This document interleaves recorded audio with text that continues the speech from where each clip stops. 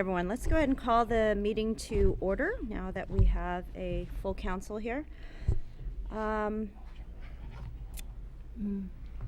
City Clerk, if you can please call to order, or Mayor Arismendi, present. Mayor Pro Tem Del Mar, Here. Councilmember Capocha, Here. Councilmember Goss, Here. and Councilmember Harabedian. Here. All present. Great. If we can all stand, we'll ask Councilmember Capocha to lead us in the Pledge of Allegiance. Okay. Please place your right hand over your heart and repeat with me. I pledge allegiance to the flag of the United States of America and to the republic for which it stands, one nation, under God, indivisible, with liberty and justice for all. Okay, remain standing, please, just for a quick invocation. Just want to note the passing of a beloved Sierra Madre resident.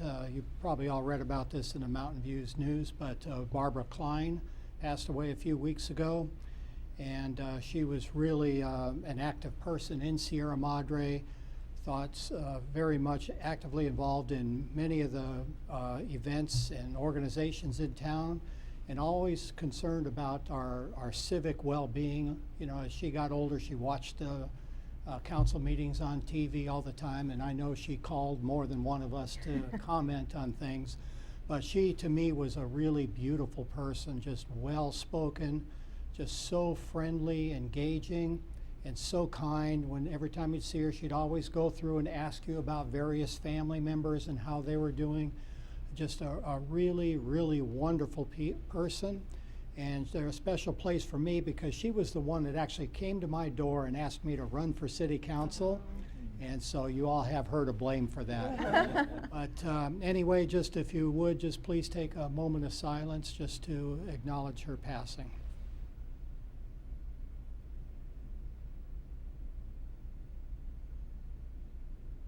Okay, thank you. Please be seated.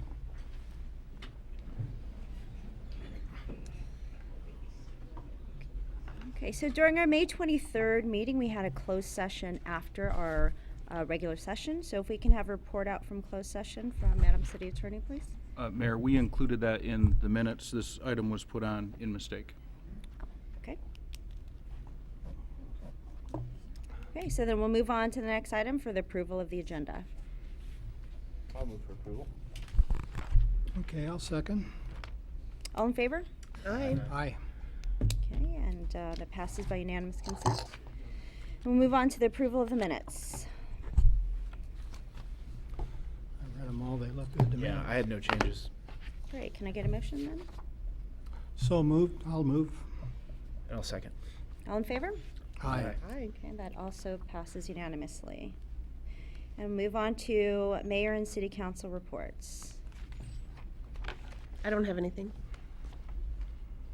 I just got one thing to report. I had a chance to go to the most recent Chamber of Commerce meeting, which is held each month over now at the Kensington. And as it so happened, Chief Ortiz was scheduled to give a talk over there at the time, and he just did a wonderful job talking about all the changes and all the good things that are happening in the police department. And I'm now the liaison to the chamber for the council, and I'm really kind of excited about some of the changes that the leadership of the Chamber of Commerce are putting into place. And they're really kind of doing an all-out recruitment to get as many of our city businesses as actively involved in that organization as possible. So, and I'd like to add my voice to that. So those of you who are watching who own a business here in town, or maybe thinking about owning a business here in town, get in touch with the chamber and please start coming to the meetings. Okay, I'll go next.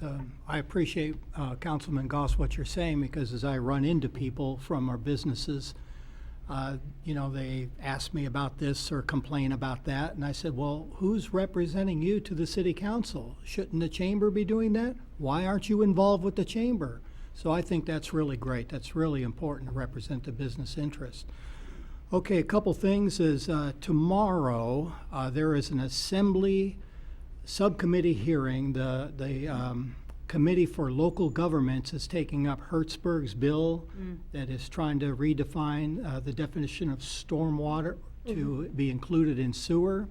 So I opted not to travel up there to, lobby against it, but Judy Nelson from Glendora is, and I did take the time to just write a quick letter to the committee members, so just to tell them that we are unanimously against that. And my main point is really that it's undermining transparency and undermining our ability to gain trust with our constituents when they slip something through like this to make it so easy to impose heavy taxes on taxpayers. So that was my point. Okay, our city manager just sent each of you an email regarding some of the COG activities, and I would appreciate if you can just take a few minutes and look at that. And the big thing on the next COG agenda is the restructuring of ACE, the Alameda Construction Authority East, to include or expand to include transportation projects that will be funded by Measure M. So this is kind of a big thing for the COG, and the recommendation is to proceed with that. It looks like, I need to read it again, but just quickly, is that it's a well-reasoned, well-thought-out plan, a recommendation to do that. But I want to be sure that I'm representing your interests when I vote on that on Thursday. So that's a pretty big thing. The other big thing with the COG is that Phil Hockey is resigning, and I really think the world of him. I think he's just been a great leader for the COG, so that's just very disappointing. I mean, I don't blame him. He doesn't get paid a lot for this. I mean, he came out of retirement to do this, and it's actually, he did this sort of at a personal cost because of all these PERS issues where he was a contractor. PERS got mad about that and forced him to be a full-time employee again. And, it's just really, I don't know if that entered into his decision or not, but he's a really good guy and did a lot for the COG and elevating its stature within the San Gabriel Valley. So anyway, if there's anything in there that you have any concerns about, especially that restructuring of ACE, please let me know and I'll make sure I represent everybody's thoughts when I vote on it. Thanks. Nothing to report from me. Okay, just one item to report on, or actually two, but I reported on, I think, on the leaf blower exchange at the last meeting, and I do know that SCAQMD will be notifying everyone in July, so I'll make sure that our city gets it and we can blast it out, and also to our businesses, and maybe we can get that communicated to folks and businesses in town. And just the second item is really about all the upcoming events that are going on this summer. And there's so many things that we have in the community, so I encourage all of you, if you're not already following us on social media, to do so, and or to check all the other listings and email blasts, because it's going to be a really fun summer. So with that, we'll go into public comment. So for any agenda items or non-agenda items, if you'd like to speak on that, please come up to the podium. If you can say your name and where you're from. Good evening, Council. I'm Darlene Papa from Lifeline for Pets, here again. And as promised, instead of a kitty, this time we have a dog. But it's not a Lifeline for Pets dog.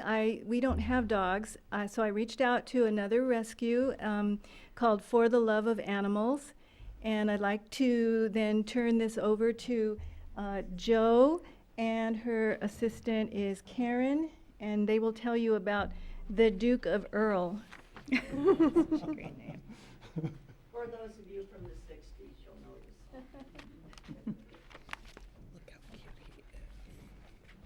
Hello, this is Duke, full name Duke of Earl, and he's going to go nutty because he loves his foster mom. Oh, it's all right. Look, I love you too, though.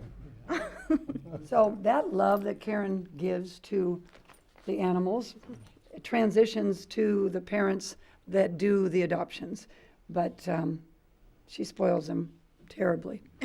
So, good evening. Once again, my name is Joe Porter, and I'm here to represent our nonprofit For the Love of Animals Dog and Cat Rescue. We are also known better as FLA. We have been a nonprofit rescue for approximately 12 years. We are dedicated in helping innocent and wonderful dogs and cats find forever loving homes. the dogs and cats we help come to us in a variety of ways. Karen goes to a lot of the local shelters, and she looks for those dogs that are in need. She often gets the sick ones that are sick, the ones that are hurting, the ones that need to be seen by a vet, and sometimes we get lucky and just find a little guy that's absolutely perfect.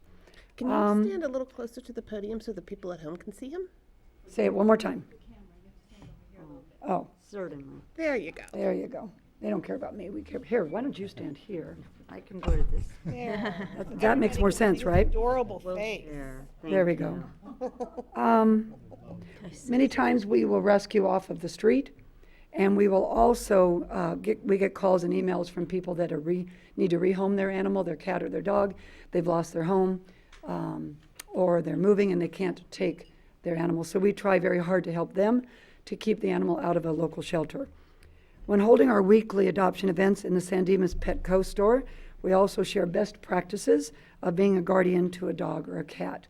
So we have a lot of people that ask us just general questions and help. I would like to let you know that great foster homes such as Karen is essential in helping dogs and cats find their forever homes by getting acclimated to what it means to be part of a loving home. Right, babe? Kiss me too. Say thank you. Prior to being adopted and placed in forever homes, we make sure that all of our dogs and cats have been spayed or neutered, they've been microchipped, and they're up to date on their shots. Duke is about 4 to 5 years old. As you can see, he is a very playful, kind spirit. He loves to play and he fetches, and at least 50% of the time he'll bring the ball right back to you. Duke is great with kids and he's great with other dogs. If you're ever interested in meeting one of our animals or talking about Duke, please contact us at flarescue.org, and we would be happy to help you find that right animal for your family. Karen is known for going to shelters with someone interested and actually helps right then and there rather than just giving them to us and then to the family. She will help anybody that is interested in saving a life. So I want to thank you so very much for letting us come here. Thank you, Darlene, with your wonderful spirit and caring for all dogs and cats. And please adopt. They all need loving homes. Well, I Thank hope you we very much. find a forever home for him. Pardon me? I'm looking at the Alcorns, looking at him. Yeah, turn around and look, guys. Look at the face. How can you say no to that face? Come on, people. And he will love you as much as he loves Karen. Yes, he will. Doesn't Thank- take long. They're so appreciative. Thank you. And are you leaving us information as to how we can contact you? Yes, I will. Okay, great. I will, definitely. I should have brought business cards, but I will definitely do that. Thank you. Thank you so much. Thank you. You'd be a good playmate. I will pick in my head, should I? Good evening. My name is Sam Burgess. I live in the city of South Pasadena, and I've actually come here to speak about the 710 freeway issue and to thank the city of Sierra Madre. I was born and raised in Northeast Los Angeles, Highland Park, if you know that area. While living there, I began speaking out against the 710. That was 40 plus years ago. And all of that time, we were very alone at the beginning. Very few people were opposed to the 710 freeway, particularly the city of Alhambra. Once I moved into the city of South Pasadena, I continued that speaking out, but at that time there was still individual pockets of individuals that were speaking up, but there was no togetherness. And the city of Alhambra was allowed to dictate the discussion on the 710. For years they were allowed to do that. It wasn't until about 7 years ago that the No 710 Action Committee was created, and that brought together a wide, diverse group of people from throughout the region. I used to joke about the fact that many members of the No 710 Action Committee were proud members of the Tea Party, and others proudly proclaimed their socialist viewpoints.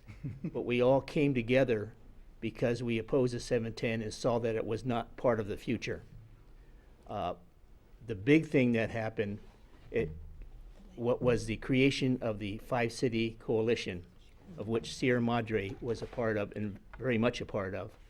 From that point on, the city of Alhambra was no longer allowed to dictate the discussion. It was the 5 cities that came together and created this discussion, and continued that discussion. And from that point on, we were allowed to fight it on an equal basis. And then several weeks ago, when the Metro Board voted against it, I believe someone from Sierra Madre spoke out. Yes, okay, thank you. And again, it wasn't until the five-city coalition was created, which included, like I said, Sierra Madre, that this all came to a head, that it stopped. And so I would like to thank you all very much for that. That was my statement. Thank you. Thank you. Thank Thank you for you. coming up and talking. Do we have anyone else in attendance that would like to speak on an item that's not on the agenda?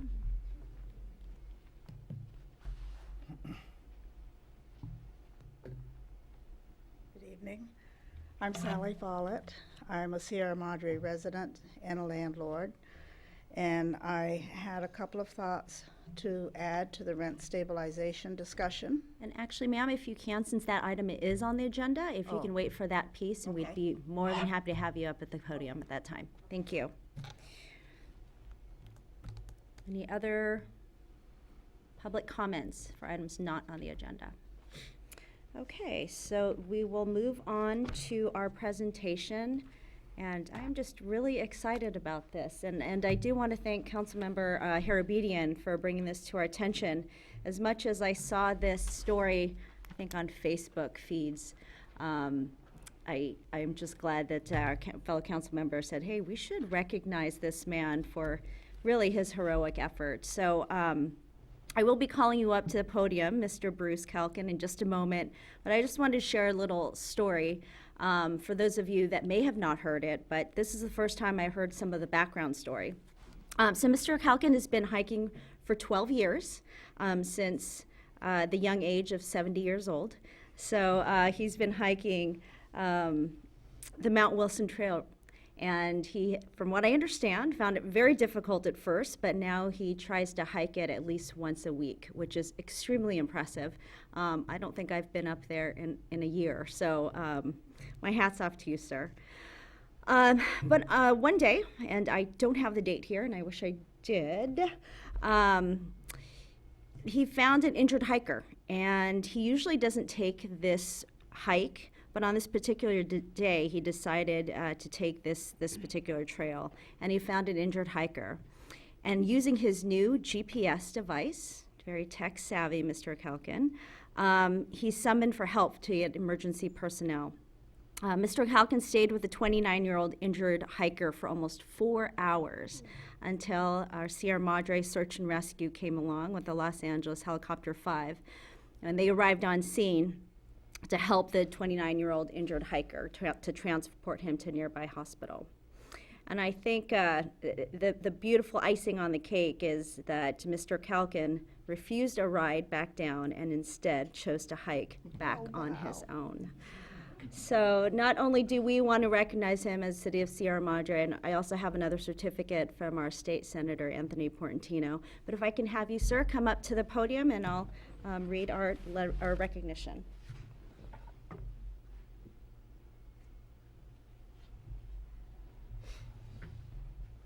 You do not look 82 years old. But also special thanks. I know we have some Sierra Madre search and rescue team folks here, so thank you for all of your work and all of your efforts. They were great. So were you. So Bruce Kalkin, for his heroism. Whereas Bruce Kalkin aided the rescue of an injured hiker that had fallen 30 feet near Bailey Canyon Wilderness Park, and that he provided care and comfort to the injured hiker for nearly 4 hours until the rescue workers could render medical attention and transport the injured hiker. Now therefore be it proclaimed that the City Council of the City of Sierra Madre hereby recognizes Bruce Kalkin's actions as a shining example of great courage, selfless heroism, bestowing true character. Thank you so much. Thank you. Put that up there.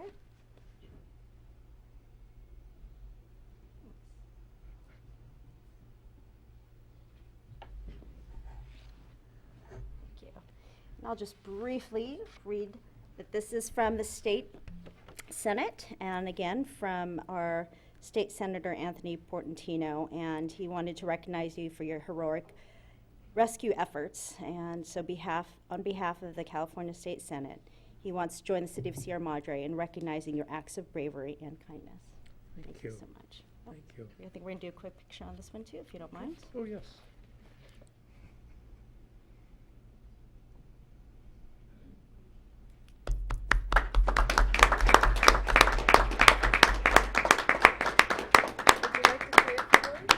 Just a couple of things you might be interested in.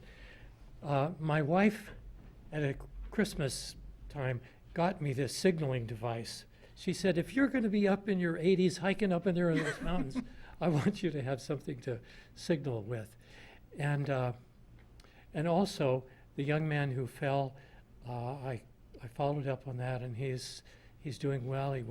He's home, and he lives in Pomona.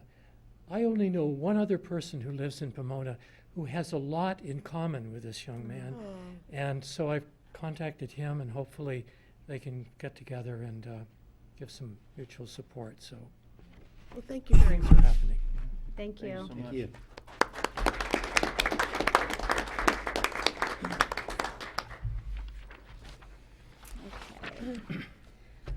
Okay, so we're going to go ahead and move into our action items and the consent calendar. And Mayor, there are 2 items on consent this evening. Item A, adoption of Resolution 1730 of the City Council of the City of Sierra Madre approving certain demands. Item B, authorizing personnel changes. Consideration of Resolution 1725, amending the classification plan and salary matrix, and approval of the reclassification of the assistant to the city manager position and adding a new salary range for the fire chief position. Okay, thank you. Do you have any questions for our city manager? I do. I have one quick question on the warrants. And this may be a question for Mr. Semina or Mr. Reynoso, but I believe I read that the water testing costs, or the water treatment testing monthly costs around $3,000, up to almost $4,000. I guess this is the first time it's caught my eye. Is it always that expensive, or is this just, was this a expensive month for some reason?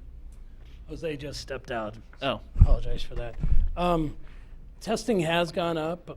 Sometimes we do quarterly testing, monthly testing, annual testing. And so this month it may have been a little bit more.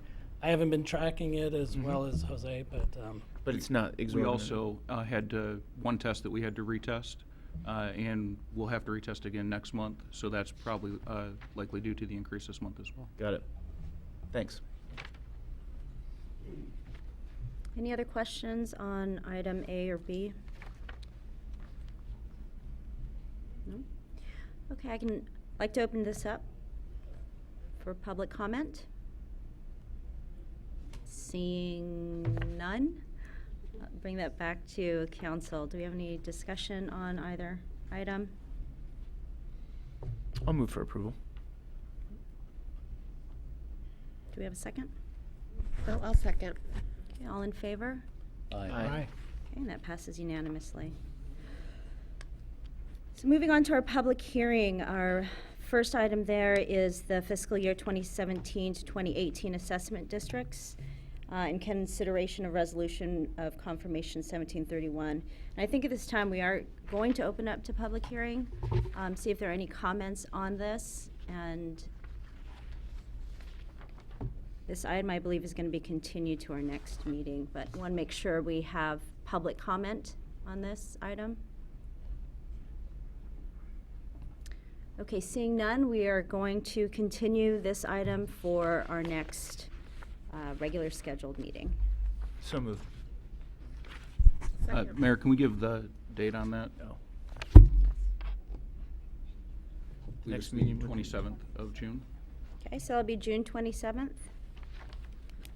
Do we need a motion to continue that? Yes. Okay. I think you have a motion and a second from Mayor Pro Tem. So. Okay, great. And all in favor? Aye. Okay, that passes unanimously for continuance on June 27. So item number 3 is the fiscal year 17-18 annual budget consideration. I'll give that to our city manager. Thanks, Mayor. We're actually going to start the projector for a presentation. I'll warn council beforehand, the assistant city manager gets all the fun slides. Mine are very dull, hers are very exciting, but feel free to ask questions along the way to either of us. So before we get started on the 2017-18 budget, we wanted to go back to our initial budget presentation of May 9th. We had very in-depth conversations about how we were going to move forward. We focused on one-time and ongoing funds, general fund, water fund, had a lot of talk about water debt, and had a lot of conversation about pension. So out of that conversation, I want to reiterate to council and the viewing public, we're viewing this as a process, not an event.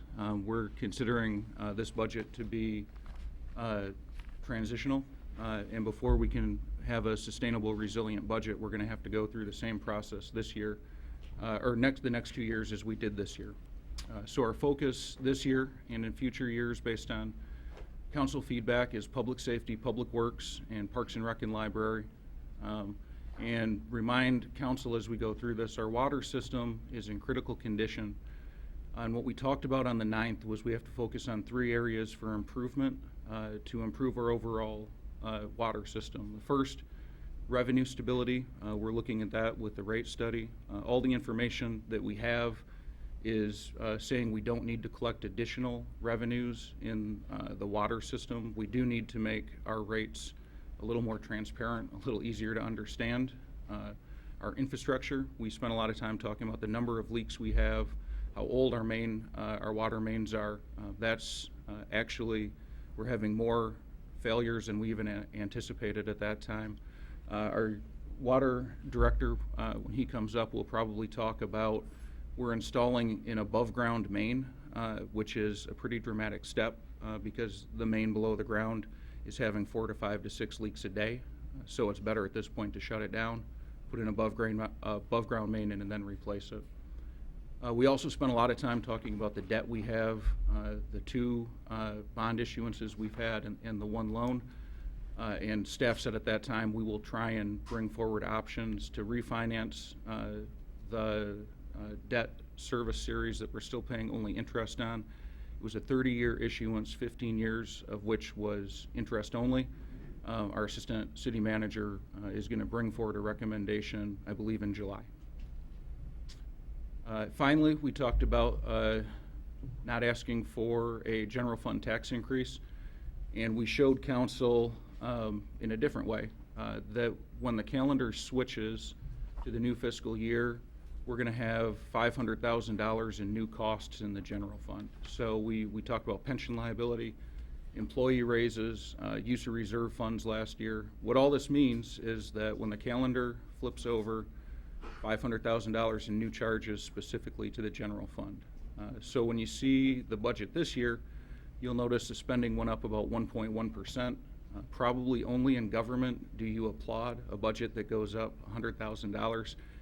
When we look at it, we had cost avoidance of about $400,000 by going after the issues that we discussed here. Overall, the total budget in front of you is less, just shy of $1 million than it was last year, about 3.6%. We can take credit as staff for some of that. There was a lot of one-time expenditures that we spent last year that we don't have to spend this year. So, real briefly, here are the changes in public safety, public works, and parks and rec that we talked about. In police, you know, we went through a restructure. We removed a lot of positions and we added some new rankings, as well as full-time community service officer. Fire department, we've talked a lot about what the future of that force is. Council worked with the Public Safety Committee last year. They made 6 to 7 recommendations. Staff has distilled that down to 3, the 3 that you see up on the board, and we'll be coming back making initial recommendations on that most likely in September. This budget does not include any changes to fire. Also, equipment and fleet and public safety. The most important words to me up here are on replacement schedule. The police chief was to talk to you about how old the police radios are, or the public safety vests. What we've done is made sure that we can replace them annually, so public safety doesn't have to worry about public safety equipment. We also added a chemical extractor and fire, and what that is when our firefighters go into a fire and they get smoke and chemicals on them. Right now they're putting their equipment in a washing machine, which might get some of the smoke smell out, but it doesn't remove the chemicals, so that this will make them safer. For Public Works and Utilities, we eliminated the 2 deputy director positions. We are putting a minimum of $400,000 in this year's budget for street reconstruction and maintenance. We funded some funding for stormwater best management practices, and in 2 weeks, the Public Works Director will bring forward alterations to the Athens contract to talk about how they handle solid waste in the city. In water, we had quite a few changes that we went over at the May 9th meeting.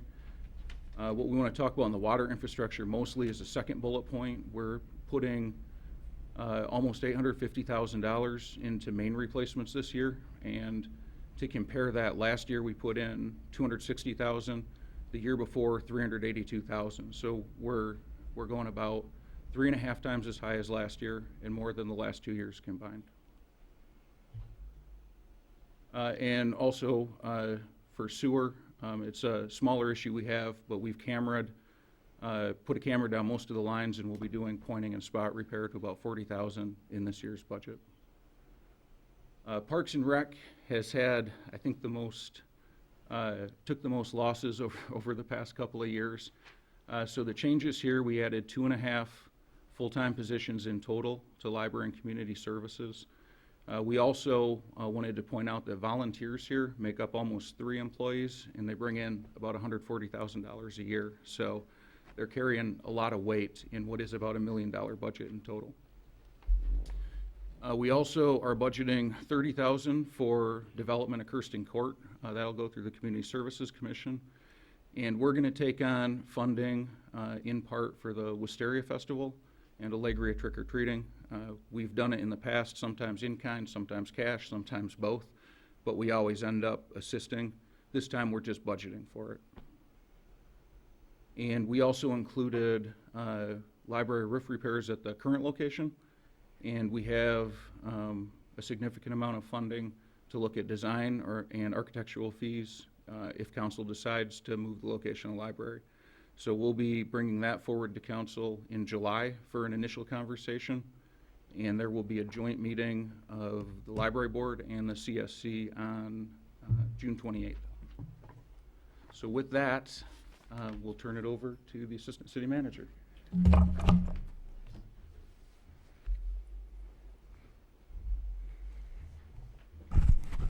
Good evening, Mayor, Council members. For fiscal year 17-18, we're looking at total citywide revenues in the tune of $24 million, with about 45% being from the general fund revenues.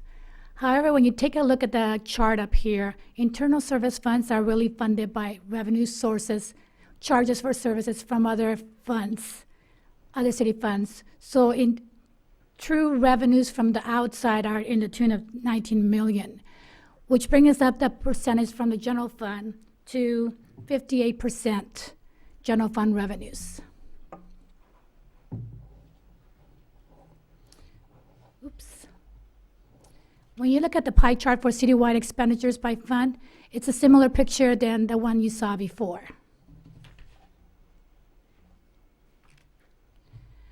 When it comes to our main operating fund, the general fund sources, we have our top 2 revenues, which is property tax at 55% and utility users tax at 24%, which makes about only 1/4 left for other revenue sources. So a strong concentration of 2 main revenue sources.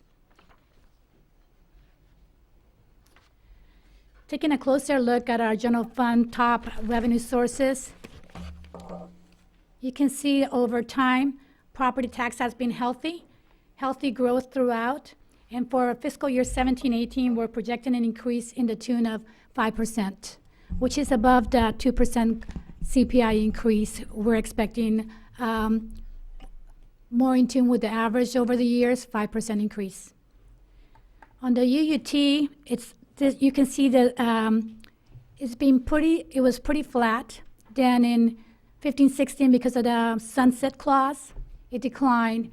And we saw an increase again, 16-17. The projected increase is reflected here. And for 17-18, we're projecting pretty much a stable utility users tax.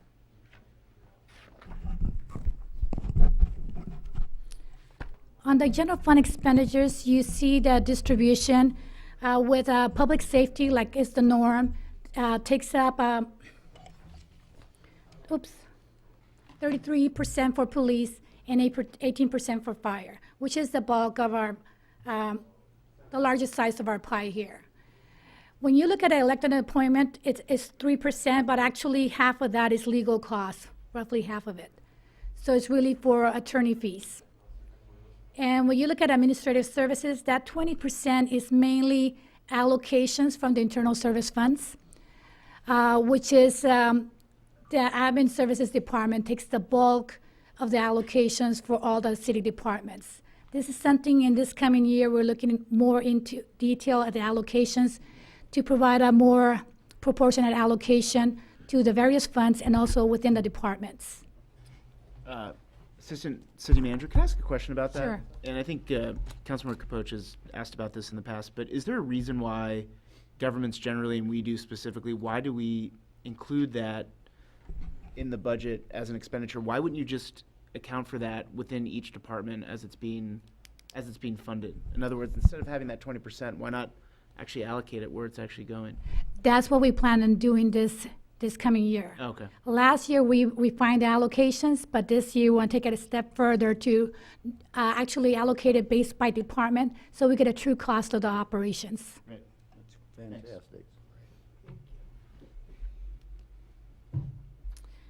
Here's a summary of our general fund for fiscal year 17-18.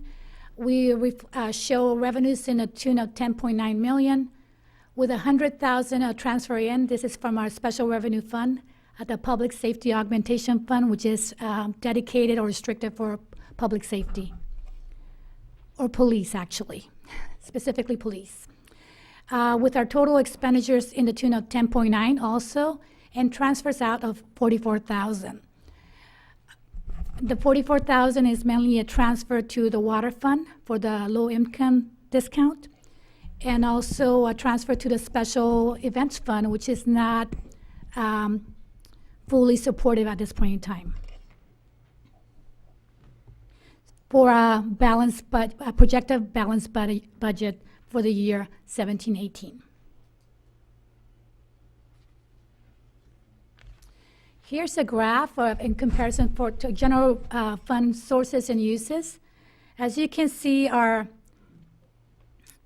revenues or our sources were they declined slightly here. And in fiscal year 16, pretty flat. And although we had our UUT decline, we also had our property tax healthy increase. And also we had one-time revenues that really fill in the gap. Those were state mandates that were reimbursed by the state that were for years back, a few years back, that they finally released the funds. And that money came in 2016, that really helped it fill in the gap for lost revenues. Fiscal year 17, the UUT kicked back in, so therefore you see an increase here. For fiscal year 18, we're projecting that the revenues are pretty much slight increase, but not too much of an increase. So slight increase. On the expenditure side, you see more of dips and changes on our expenditures or uses. And part of it has to do also that we, from 14 to 15, there was a decline in expenditures. Also, when we invest or transfer out monies, it reflects as an expenditure here. So it depends on what kind of activity we had that year, transfers out for capital projects or so forth. Fiscal year 16, we really saw an increase in this expenditure. Part of it was that we did transfer out to fund our CIP fund. These were funds that were being carried in the general fund as carryovers. So that transfer was made in 16. What happened?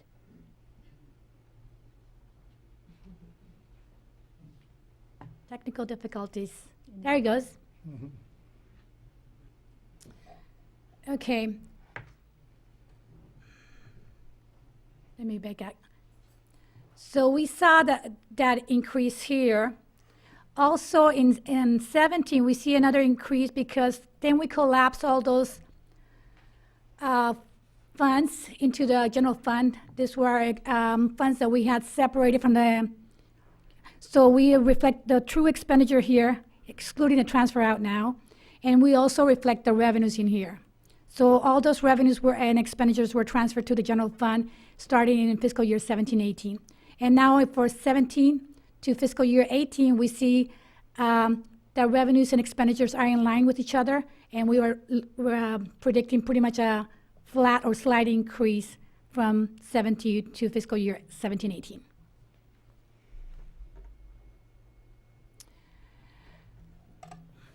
Our two major funds are the enterprise funds, sewer fund being one of them.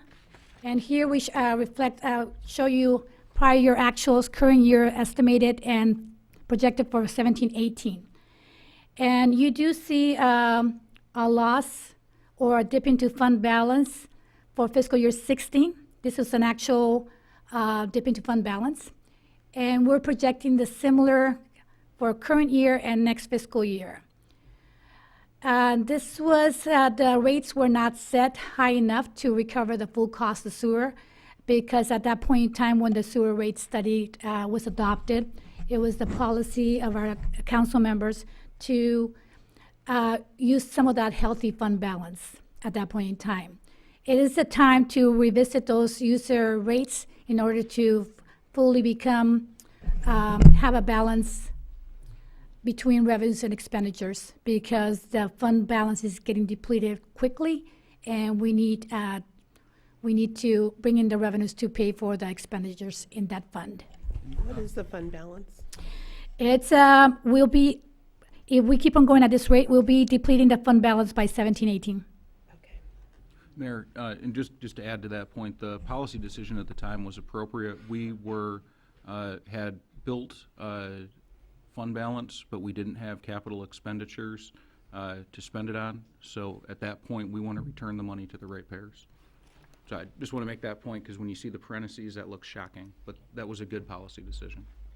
One more related question. What is an appropriate level of reserves in the sewer fund that we should try to maintain just for contingencies or emergency? I think I would like to talk with the utilities director about that and assistant city manager, and then reply in writing if that's okay. That's okay. That just should be built into the rate study when we deal with that, right? I mean, Correct.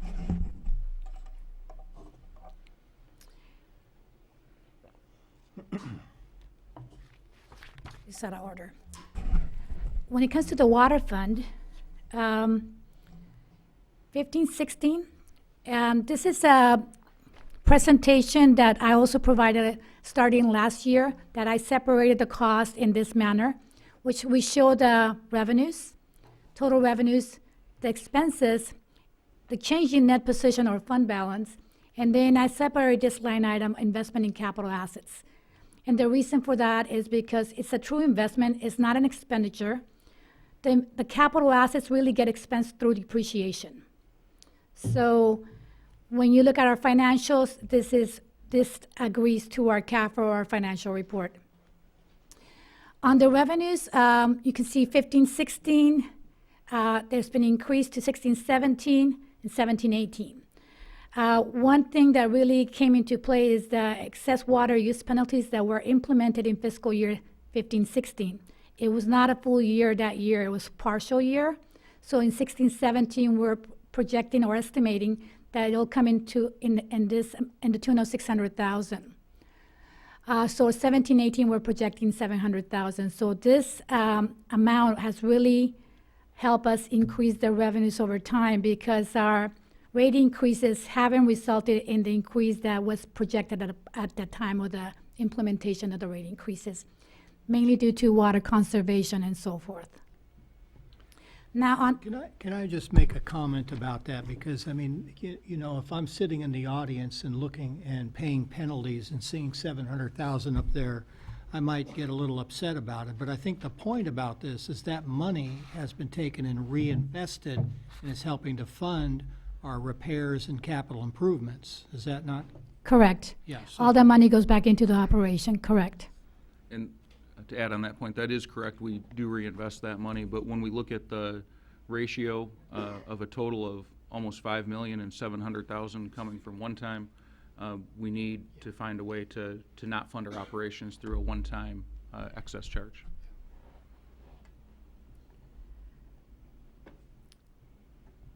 When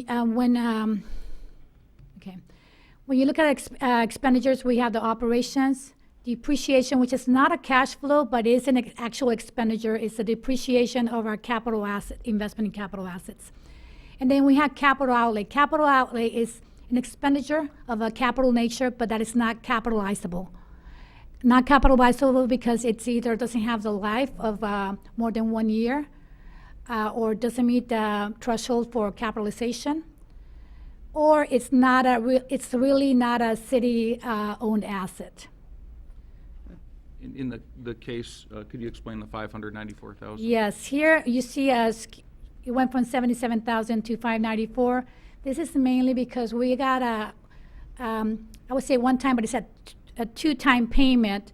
This is an 450,500 of this. It's for a joint project with LA County for the Santa Anita project. So it's not our project, but we pay into it, therefore it's an expenditure on our books, and that's 450,000. You mentioned that depreciation is recognized as an expense, and how does it work though? Because it's not like we're paying, no money's actually going out with depreciation, right? It's not like we pay. Do we actually pay, you know, $564,000 to some entity or?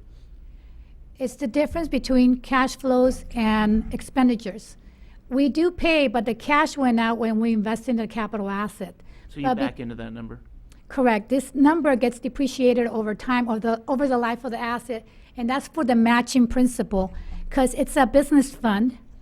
When you invest in capital asset, let's say we have a pipeline of 380,000, that expenditure is to be allocated of the life of the pipeline, which is 50 years. So we depreciate it over time. The cash flow goes out this year, but it's an investment, it's in the capital assets, not an expenditure, and we allocate that expenditure over the use of that asset, the 50 years. That way, we're not charging all that cost to the user through the rates in when we purchase the asset, but over time. That way we don't skew the rates. It's a matching principle of revenue to expenditure. Got it. Thanks. It's kind of accounting, Right. really. It's an expenditure, but it's not a cash flow. Yeah. That's not money going. Right. That's So, as we mentioned before, the investment in 15-16 was 382,000. 16-17, we're projecting to invest that much, 260,000. 17-18, we're projecting 835,000.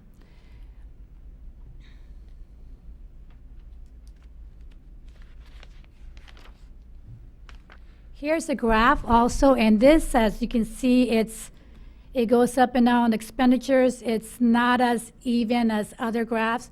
On the revenues, we do see increase, and although we had the rate study that was implemented in towards the end of fiscal year 14, so we saw the full impact of that increase in 15. But then with water conservation and so forth, then we saw a flattening out of that particular revenue sources from water So we saw it flattening out, and then the penalties kicked in. So now we saw a slight increase, but pretty much the water revenues have stayed, haven't increased as much as we would have expected. On the expenditure side, you see a lot of dips and valleys, or peaks and valleys. And here in fiscal year 15, this was the first year that we recorded water purchase. And also, this is one of the payments for that particular project, the Santa Anita project. We made a payment in fiscal year 15, and another one is happening in fiscal year 17. So that's why you see the peaks. So this one was made of that plus the water purchase, which is in the tune of about $500,000. And then it goes up again in 17 for that same reason. And now we see it fiscal year 18, we're projecting that it's going to be closer in line with the actual revenues. And that's before taking anything into consideration in regards to any savings of a potential refinance or so forth. So we're projecting that it'll be pretty close to breaking even for fiscal year 18. And just to clarify also, that does not take into account any capital investments into capital assets. No, because that would not be an expenditure. It's an investment in capital asset. So this would take into account depreciation from that. Because it's a cash outflow, but not an expenditure. So one more question on that. Now, as a result of us having or spending 800,000 plus for the next fiscal year, that will drive our depreciation up as well. Correct, and that has been projected and in the coming years, Okay. fiscal year 17, 18. So the expenditure will increase by depreciation, not by the full purchase amount. And what the impact would be is we have still a healthy cash balance in the water fund. So that cash balance will go down, the asset will increase. So it balances out in the balance sheet, not in the profit and loss statement per se. Could you click back to the balance sheet real quick? For You mean to the chart? Yes, sorry. To Councilmember Capocha's point, when you look at depreciation, so the more we invest, the depreciation number will be driven up further. What this is actually showing us, though, is that on a $5 million fund, we're having a depreciation ratio of about 10%, which means many of our assets are fully depreciated, which means they're well beyond their life expectancy. Well, maybe not well beyond, but beyond, somewhere between recently beyond and well beyond. So the depreciation shows investment, and again, that number will go up, but that's showing that we're improving the health of our water system. Yeah. And a lot of those assets are at cost. Well, all of the assets are at cost. So even though we have, let's say, pipeline in the tune of 10 million, close to 10 million, in reality, the cost to replace that infrastructure would be more like double that amount, 20 million or so.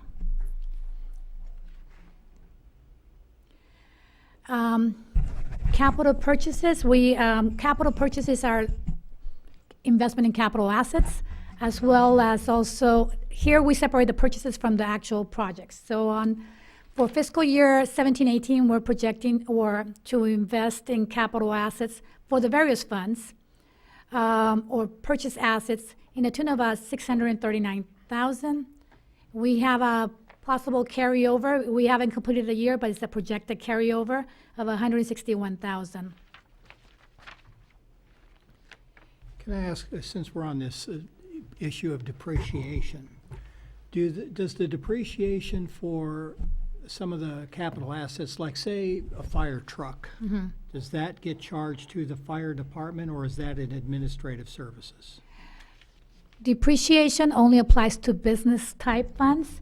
Internal service funds are business-like. So in the internal service fund fleet, we do cover the depreciation, and then we allocate out to the user departments. Okay. So the fire department would get a charge from that. How about And the vehicles in the water department then, and the vac truck and all that? Does that get charged? through the fleet fund. And that's one thing that we're going to revisit all our internal service funds to provide a more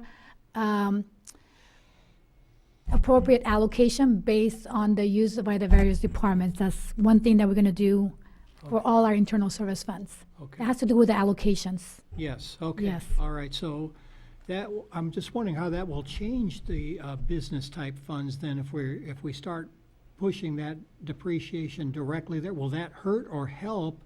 Because I know we have so many other vehicles. Just thinking of vehicles, for instance, I mean, probably the biggest users of vehicles is what, the police department? They probably have the most. Police, and then we have equipment and so forth, vehicles, also public works. So Okay. those are the main two users. So, yeah, so like the Sewer. vac truck, right now, that's probably the most expensive vehicle asset we have. Mm-hmm. But that does not, the depreciation of that doesn't hit directly to the sewer fund, right? It's all mucked up in the, It's through a fleet charge. It would be through a fleet charge, so it doesn't show up as a depreciation. Well, let me back up a little. The business funds like water and sewer, they track their own vehicles and equipment. oh, they do? So the only allocation from the fleet fund would be on maintenance or gas and so forth. But when you have a business fund like water and sewer, all those assets get capitalized in the individual fund. Okay, Yes. all right, thank you. It's only for general fund and special revenue funds that is through fleet. Yeah, okay. When it comes to the capital projects fund, we are looking at capital projects in the tune of 1.6 million for 17-18 with a potential carryover or 2.4 million.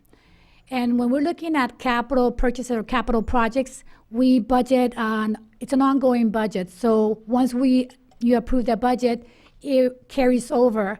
It's not an annual budget, it's a project budget. Unlike the other funds, it's an annual budget.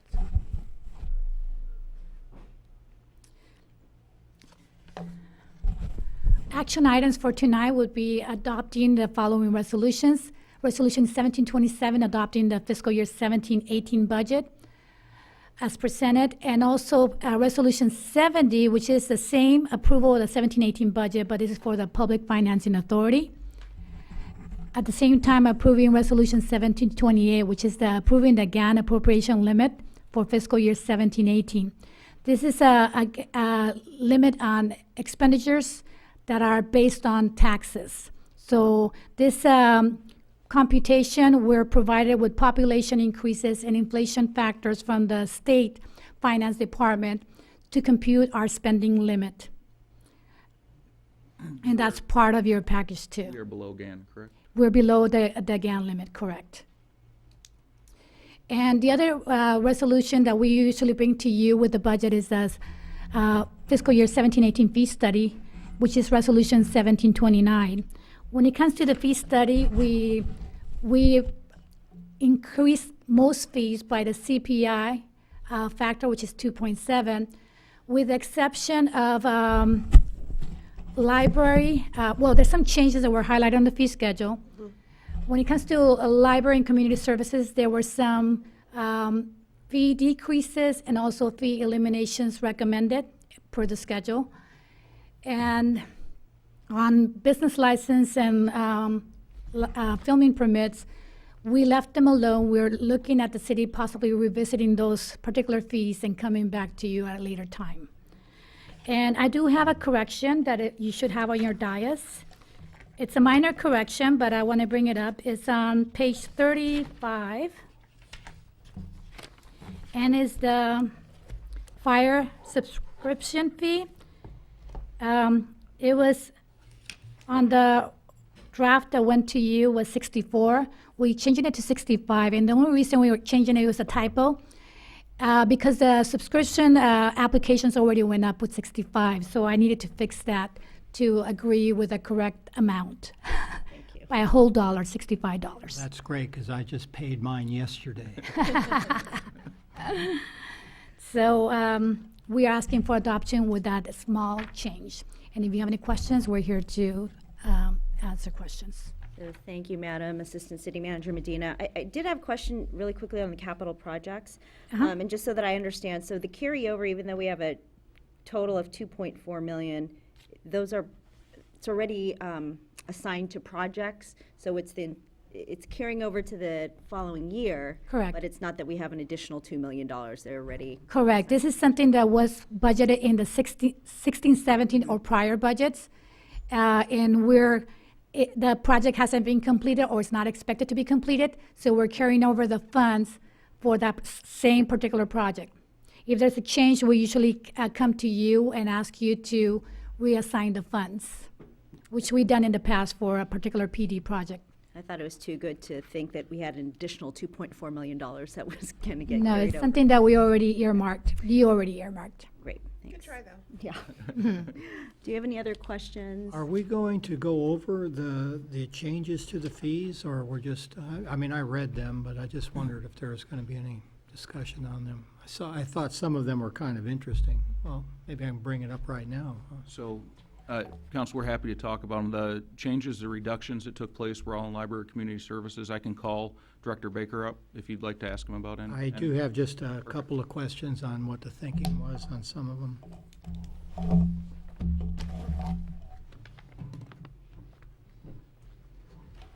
Good evening, Council, Mayor, everybody. Okay, just overdue books. No Yes. charge for overdue books now? Yes, you know, overdue books, we put that in place in, I don't know, into the 18th century there, and every 100 years or When I so, was a kid. that you we take a look feared at your that- policies and you say, you know, it's been about 100 years, maybe we should do things a little bit differently. And so that's one of the things that we are looking at is quite a few libraries, a lot of university libraries have already moved to this particular model. And public libraries, there's not a whole bunch of them, but about 50 libraries across the nation in the last 3 or 4 years have said, let's stand back and take a look at really what we do in terms of delivering service and where we have barriers to service. And overdue fines, when they accumulate to a certain point, we just shut off your account. You can't use them anymore. That doesn't mean that you have books that are still out. You've already turned everything in, but your account is shut off because you just brought them back late. And when that happens, then we have a barrier to service. We're not providing those materials to anybody, to those particular families anymore.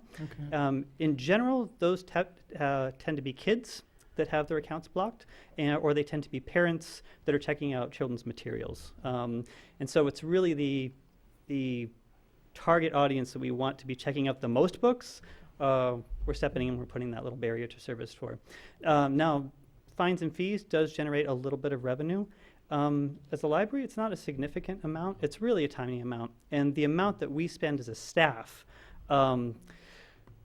administering these nickel and dime amounts for individuals and tracking them and chasing them down and just the negative customer service experiences that come up through those.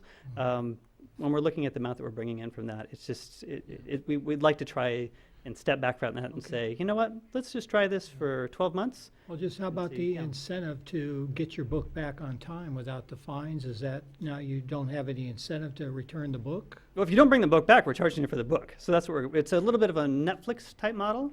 Yeah. So what the most important thing is that we as a city have purchased these resources. Yeah. And the most important place for these resources to be is in the hands of the people that are using, which are taxpayers in our community. Mm-hmm. So if they're not on the library shelf, I'm okay with that. If nobody's going to be using them at that particular time, the best place for them is in the hands of people that are actually reading these books and actually using these books. But what if somebody is waiting for the book now, and the person that has it out feels no urgency to bring it back? In terms of some of the little logistical things for reserves, or when you put a hold on something, then we have things in place in order to make the call back earlier for that. So you get your text message saying that, in that particular case, we'd like you to bring this back within a certain amount of time. It's actually very similar to what we have now. If you think about renewals, if you were to check out a book, if you call in when that book is due and let us know, well, then our staff goes into the system and we spend the time and we let you keep the book longer. And you can do that again, and you can do that again. All right. This way, you're just not calling in. Our staff isn't spending the time for it. You're still keeping the book out for that. But when it hits a certain threshold, we say, you know what, you probably lost the book, and we're just charging for that book. So Director that's Baker, what we're does that doing. mean I get my $35 back?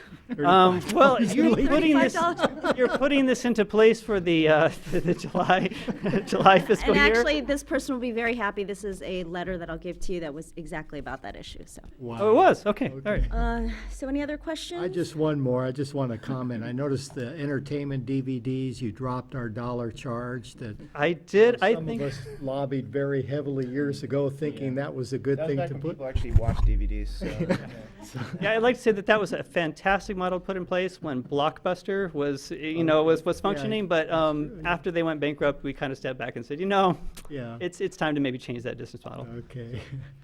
Mayor, to add one thing to that, the philosophy behind this for libraries, we don't want any barriers to service. If you lose your library card today, it's $14 to replace it. That's a little bit steep. Or I believe we had to replace your library card as well, Mayor. Right, and I believe yours is the only person that actually paid it. Everybody else just went, you know what? I'm just going to go down the street to Pasadena because they're not going to charge me $14. And so we lose customers. And it's bringing people back over the course of time. Costs more than that. Community services, I know the council philosophy is cost recovery. Our kind of philosophy to reduce the rental of Sierra Madre room is the taxpayers have kind of already paid for it.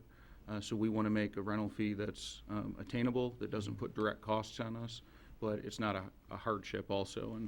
And we had it pointed out to us that you could rent the Sierra Madre room one time per year, and it was actually more expensive than if you rented the Hart Park House every 1 day a week all year, based on how the model had played itself out. So we want to remove barriers to service in the library, and we don't want taxpayers to have to pay for something they've already paid for twice. Okay. We do believe that when we're looking at our community services fees for rentals in particular, that because we get so few rentals now with the higher amounts, I'm anticipating with these lower amounts that we will actually bring in more revenue because we'll be getting more rentals. So it's just a better, more competitive price point in comparison to what else you can rent around here. So. Thank you. Okay. Anything else? Any other questions for either Director Baker, for Assistant City Manager, or for City Manager? I have just one general question about the budget process, maybe to City Manager England. Last time we talked about this, we were talking about zero-based budget. I'm wondering, did we actually implement that? Did we actually go down and look at each budget for each department from scratch and build it from the ground up? We did. As an executive team, we spent, I believe, a little over 2 months, went over every line in the budget, and when we talked on May 9th, we said the reductions could have been greater, because we found a lot of areas to reduce, but we also wanted to reinvest those as opposed to cutting across the board, which is why we're able to add a detective bureau in police, for example. So we did a lot of cutting, but we also did a lot of reinvesting, and we did go line by line. It was painful, and we're going to do it again next year because we're not done yet. Great, thank you. Mayor, I do have one more question. Just regarding film permit fees, we did get a question or a complaint that we're so expensive compared to neighboring cities that nobody wants to film here anymore. Was that looked at? Because I see the fees didn't change on that. Yes, it was. We're going to bring film permit fees back to council. We had a pretty thorough look at it. We've sent the initial pass to the citizen who sent in the request. Our fees were way out of line, as well as some of the regulations we put on. We didn't have enough time to get it for tonight, so what we told the citizen is review it, give us feedback.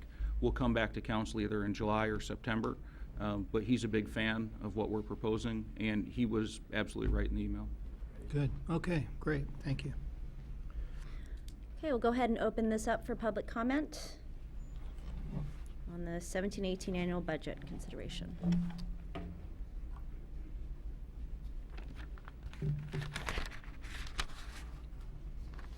D. Alcorn on Grandview.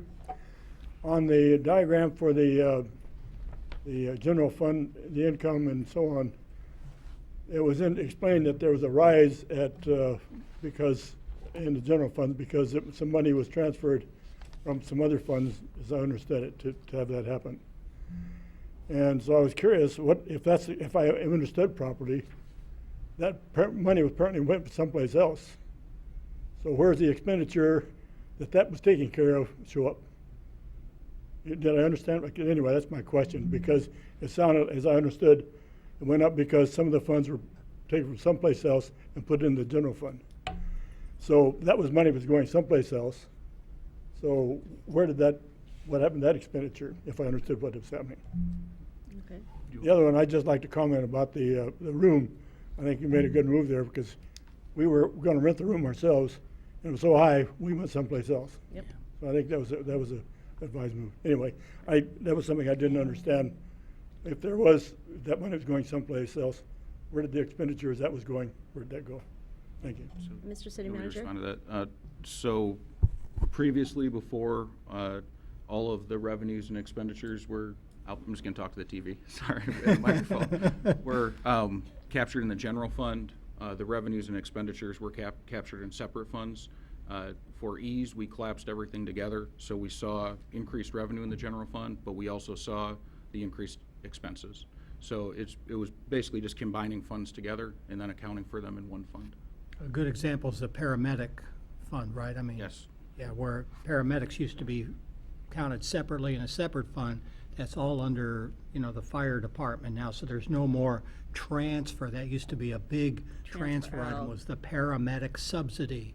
So that doesn't exist anymore, because it's just a different way of accounting. Okay, I just didn't see there probably was, but I didn't see the corresponding increase in expenditures. It wasn't visible, maybe it was there, but I just didn't see it. Okay. Thanks.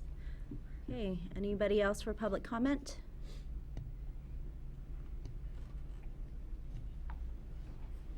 Glenn Lambden, 444 Sturtevant. First couple items. Councilmember Kaposha, I agree with you, the 700,000. I question, is it good sound policy when 14% of that entire budget is dependent on penalties? You can only ride that gravy train so long. You have to also consider that with the reduction in water use was only about $100,000, although it doesn't show it in this budget. So to have a $600,000 windfall,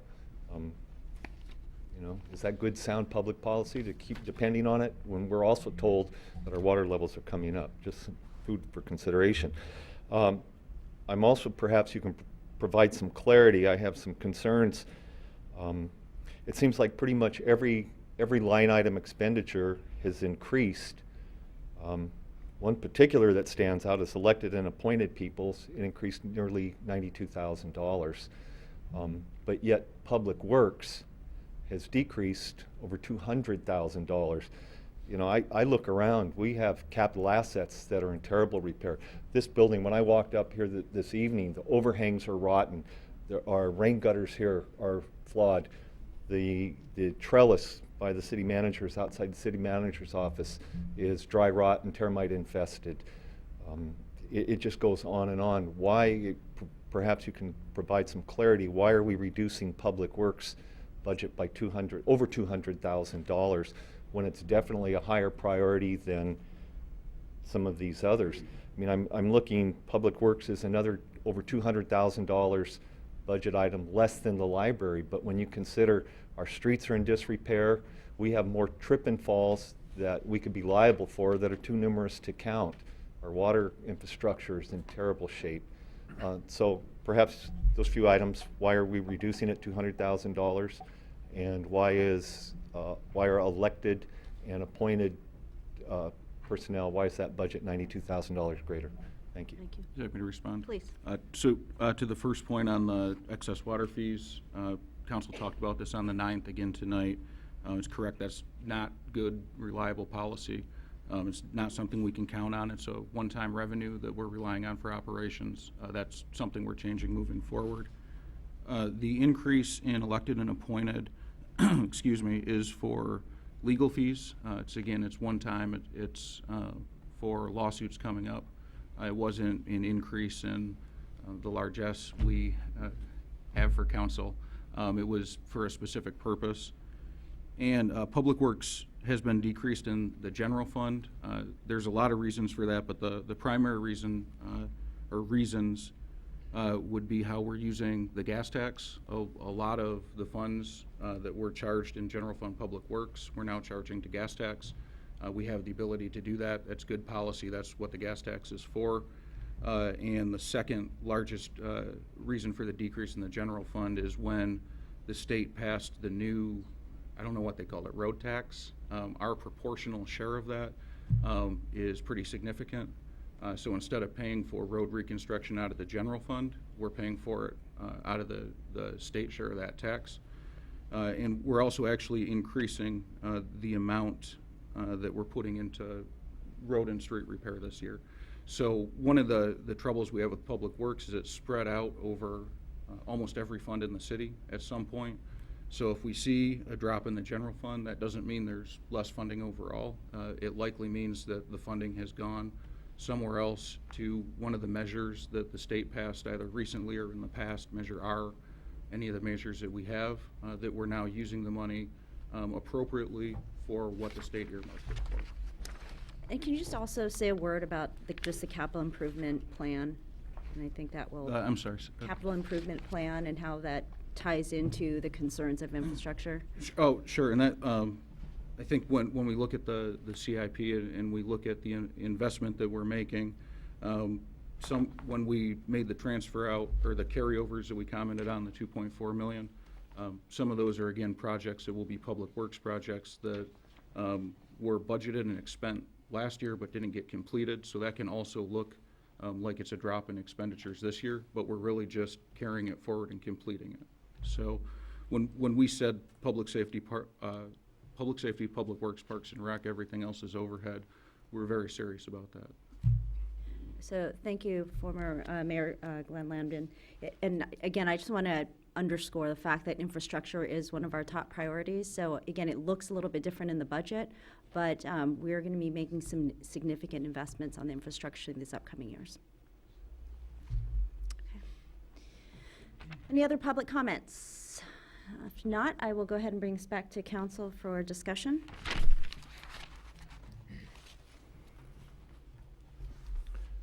Well, I'll start. I just appreciate that you balanced the budget, and you know, in spite of the known costs going up, we still have a balanced budget.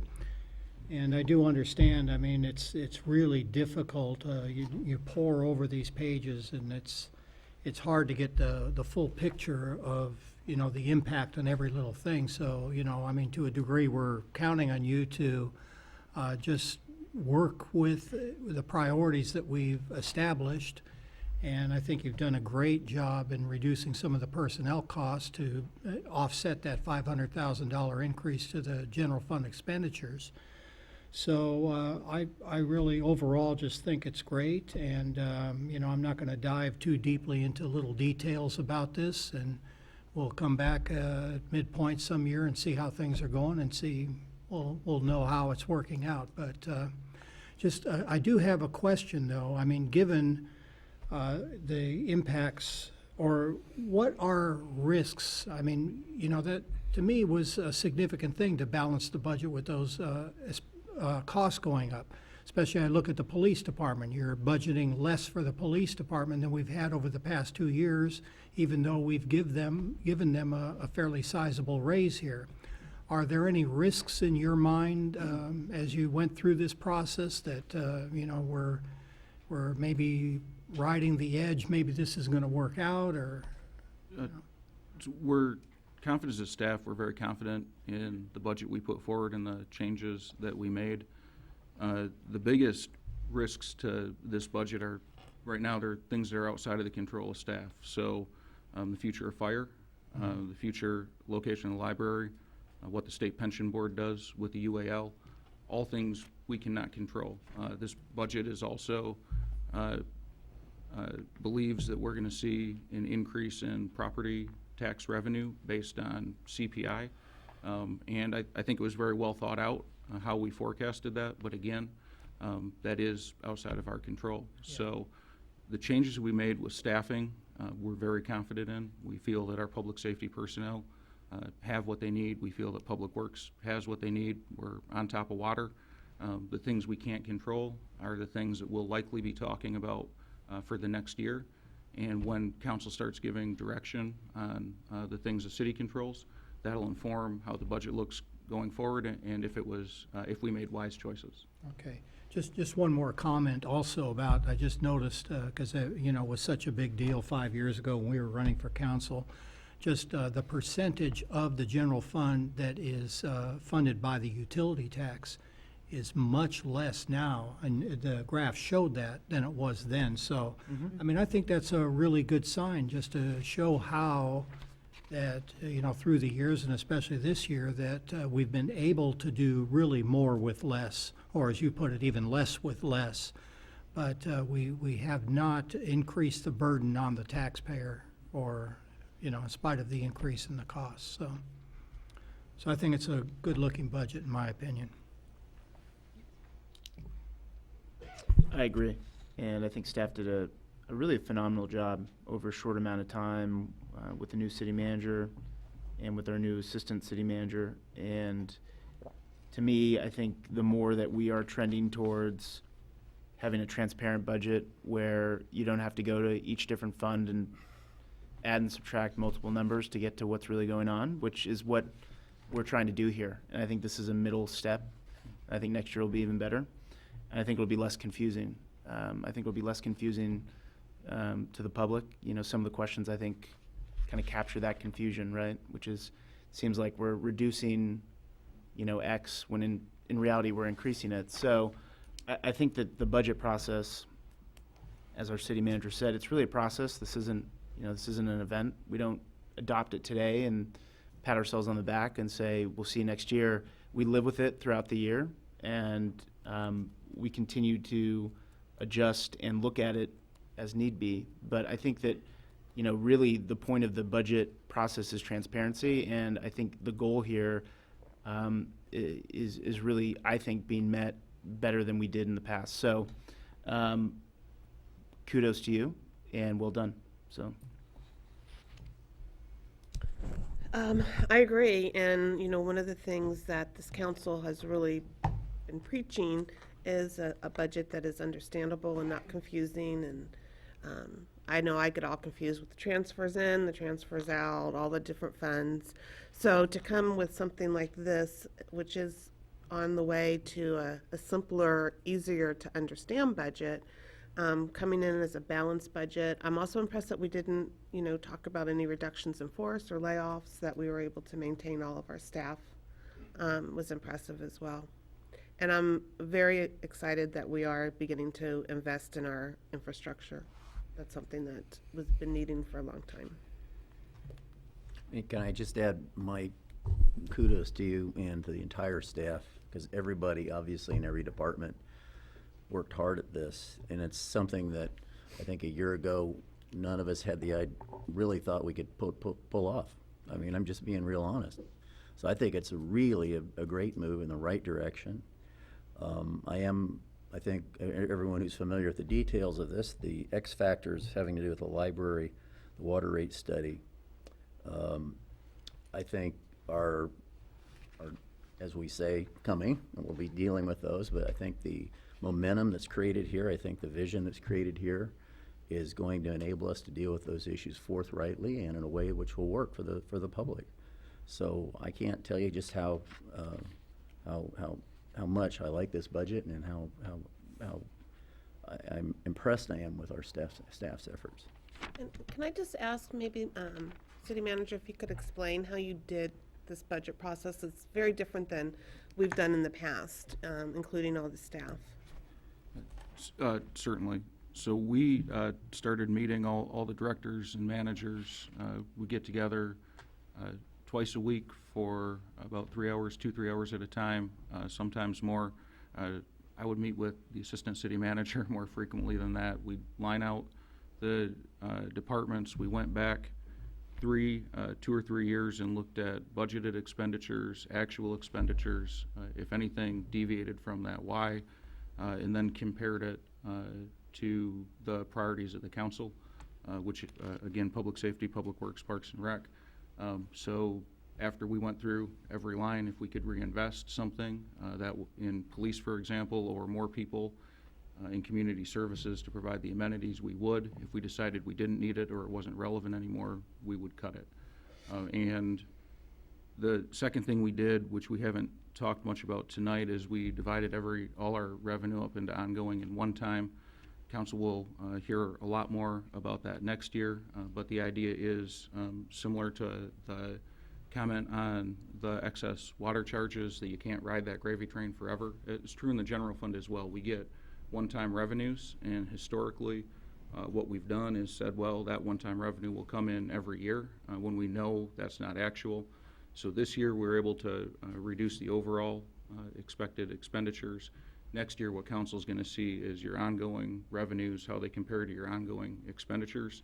And right now, honestly, there's quite a schism where we have a lot more ongoing expenditures than we have ongoing revenue, which is one of the reasons we come back and you'll see fees go up that maybe don't make sense, as well as because we need the revenue. So what we do moving forward is, I say you control a budget through expenditures, not revenue. So we'll be looking to reduce the expenditures until our ongoing and our one-time match up. So I think you need to say that last line one more time. Yeah, repeat that. The reducing of expenditures. We will look to continue to reduce expenditures on the things we control. When we know the state controls pension, we saw the $120,000 increase this year. Next year, it's going to be $127,000. The year after that, $109,000. The year after that, $130,000. That's if they keep their assumptions the same. They're likely to change their assumptions and shift that burden back. So what our job to do is to find a way to pay for those expenditures without increasing costs to the taxpayer. Thank you. And I just want to also just commend the staff and Gabe for your leadership, Mr. City Manager, for your leadership on this. I know this was a different approach, and you really tackled it in such a short period of time. It was very aggressive, and I'm sure a little scary.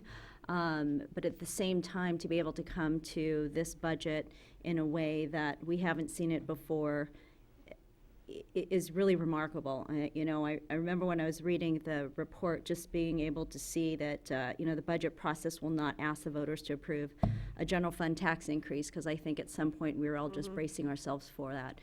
So I know there are changes in processes, maybe even though we're able to maintain all of our staff, at the same time, there's probably more responsibility on some folks, and being able to be flexible with these changes in staffing has really helped our budget, but I think is not going to diminish our services. So I just, again, want to commend the staff for their hard work on this.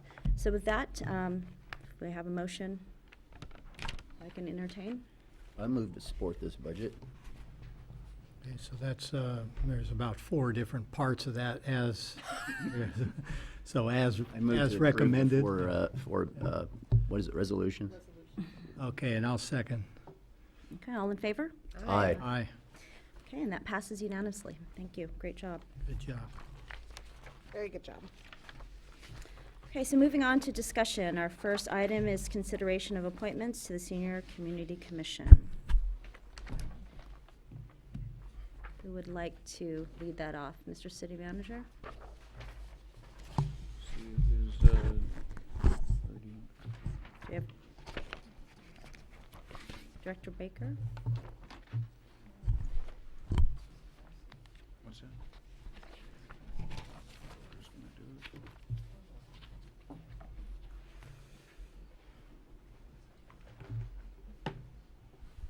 it? Good evening, Mayor and City Council.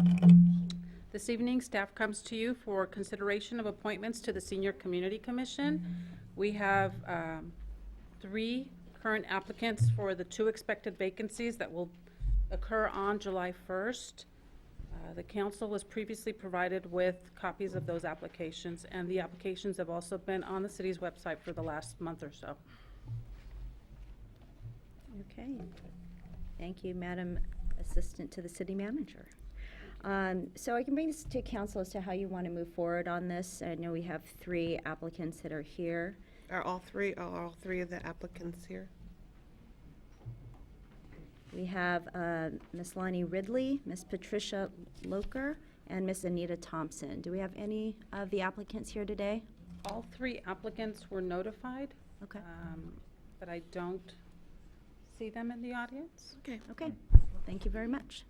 So I'll bring this to our Council Well, for if I can, questions or I'll comments? just make my suggestion. What I'd like to do is wait one more month on this because, I mean, they really haven't been short yet.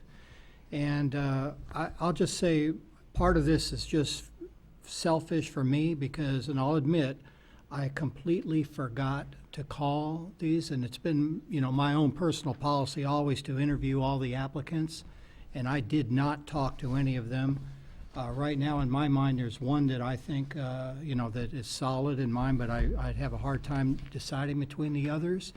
And maybe if we wait one more month and, you know, announce it here that we really would like at least one more applicant, you know, is that something you would be, or are Do you? we need to wait a month, or can we do it in 2 weeks? 2 weeks, yeah. I'm okay either way.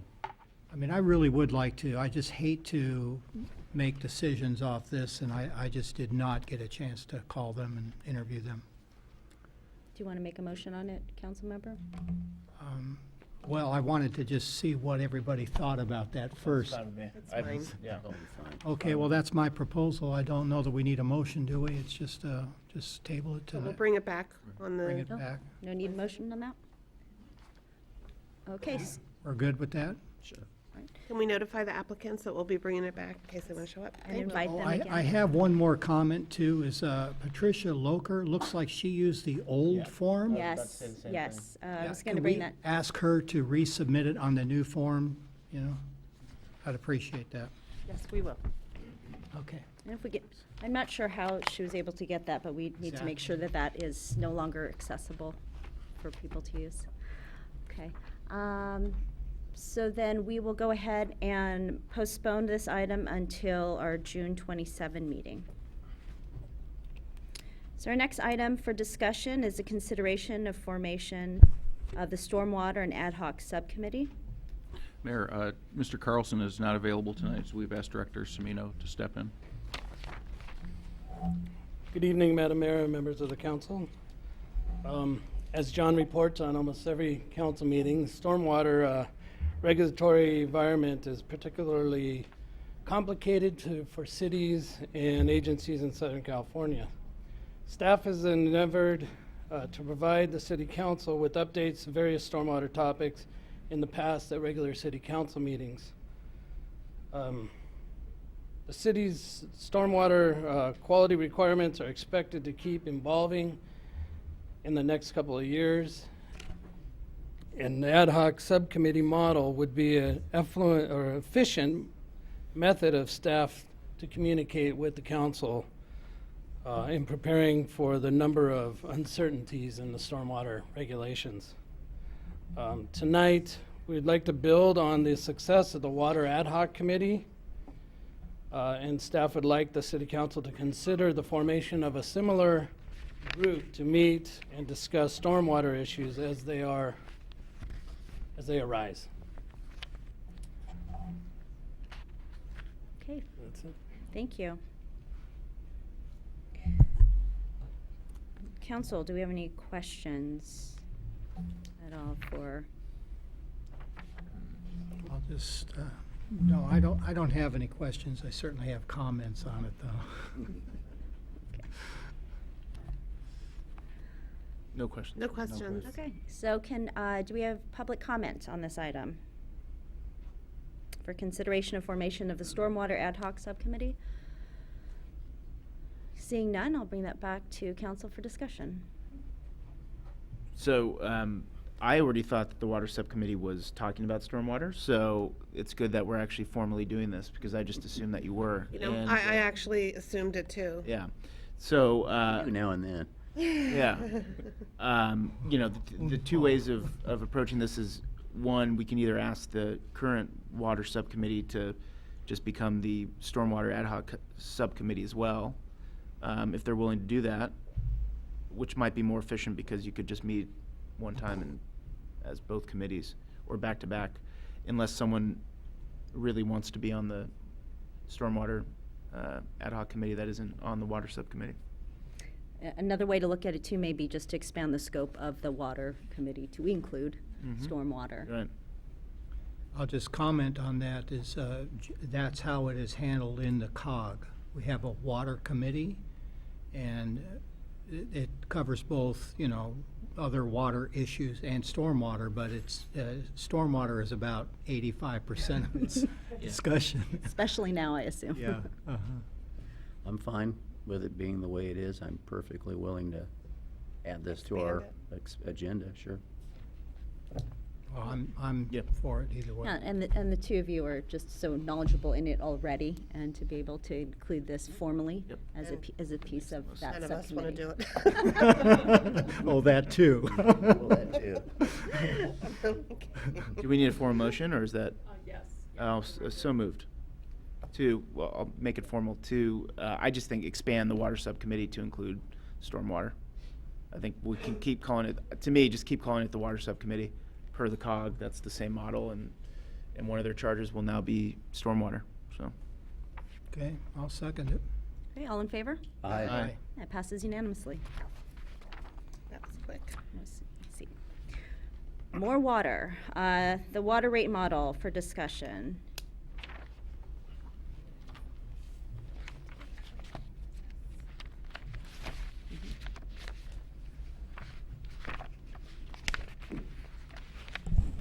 Good evening, Mayor and members of the council. So a few weeks ago, we met with the Water Subcommittee to go over our proposed rate structure or rate model.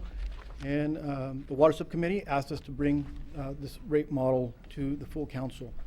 So what we're proposing is a two-tiered rate structure. Tier 1 would include the cost of pumping our available groundwater, running it through our treatment plant and through our distribution system. Then Tier 2 would be the cost of Tier 1 plus the cost of importing water, letting it percolate through the ground, pumping it out, and putting it through our distribution system. So we would go from 4 tiers to 2 simple tiers, groundwater and imported water. I said available groundwater because our groundwater rights vary depending on groundwater elevation. When groundwater levels drop below 500 feet, our allocations are reduced to 940 acre-feet per year. Under favorable conditions, when groundwater levels are above 500 feet mean sea level, our full allocation is 1,764 acre-feet. So what this means is that under a current situation with groundwater levels below the 500-foot level and 940-foot acre-foot allocation would mean that every resident would pay Tier 1 for about the first 12 billion units. When groundwater levels are favorable and we have our full allocation, our residents would pay that Tier 1 level for about the first 20 to 22 billion units. So Tier 2 is by far the most expensive water. It involves purchasing that water from the San Gabriel Valley Municipal Water District, spreading it in our spreading grounds, allowing it to percolate through the ground. It reaches our groundwater table, then it goes through the same process as Tier 1. Once Tier 1 water is used, we go into Tier 2, and it includes all the costs associated with that Tier 1. In addition, what we'd like to build into the new rate model are pass-through provisions to allow us to pay for increases in energy if Edison raises the rates, or if the San Gabriel Valley Municipal Water District raises the rates on water, those costs would be directly passed on to the customer. What we'd also like to see is a groundwater replenishment surcharge. Every year, we're allowed to import 2,500 acre-feet. We use about 1,000 of that to supplement our groundwater supply to meet the needs of the community. That leaves about 1,500 acre-feet per year that we can spread in our spreading grounds to help build our groundwater aquifer so that we can get to that 1,764 allocation and increase everybody's Tier 1 allocation. And the other item we'd like to see is a capital improvement charge, where you would see that charge in your bill and you know exactly where that charge is going to repair our infrastructure. So in a nutshell, that is our two-tiered water rate model that we would like to see. It takes into account things that we can control. Things that are out of our control are the decisions that the state makes. Governor Brown recently, about a year ago, signed executive order making water conservation a California way of life. And essentially what's going to happen is He's tasked the Department of Water Resources to give every city, every water agency, its own water budget. Instead of an across-the-board 30% reduction, 20% reduction, they're going to look at every water agency, and they're going to say for Sierra Madre, for every water agency, you get 55 gallons per capita per day. We know we have about 11,100 residents in our city, so it's going to be 11,100 times 55. Then what they plan to do is give us an outdoor allocation. And the plan right now is to fly over the state and see how much irrigable land there is for each community and say, Sierra Madre, this is how much outdoor, this is what your outdoor allocation is.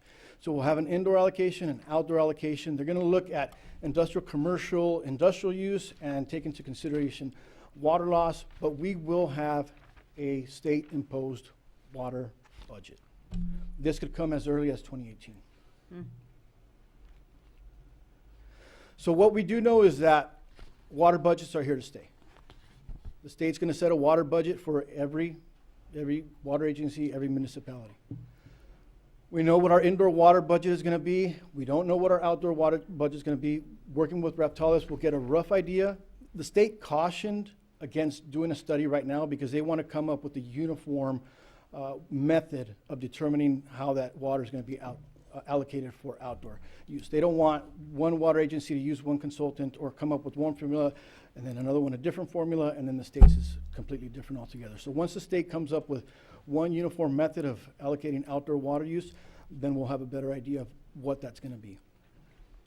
Reptalis has some experience in grouping lot sizes together based on size and putting them in what they call bins. So, for example, lots up to 7,000 square feet would be in bin 1, and then 7,001 to 1,200 would be in bin 2. Then each bin size would have a water allocation to it, and then that would be one way that we can group our lot sizes together to get an idea of what their outdoor allocation will be. And this is something we'll be working with Reptalis to get to fine-tune this as the rate model develops. One of the other challenges that we faced under our current rate structure was when the state imposed mandatory conservation, we didn't have any way to supplement our revenues to offset fixed costs. So one of the things we'd like to see in this rate model is if the state imposes 20, 30, 10, whatever, we'd be able to implement a conservation surcharge that would help offset those fixed costs that the city is obligated to meet. And finally, with state-mandated penalties, we're going to need to have a way to encourage our residents to stay within their budgets. So we will need to look into having some type of penalty system built into the water rate model, again, to encourage residents to stay within their water budget.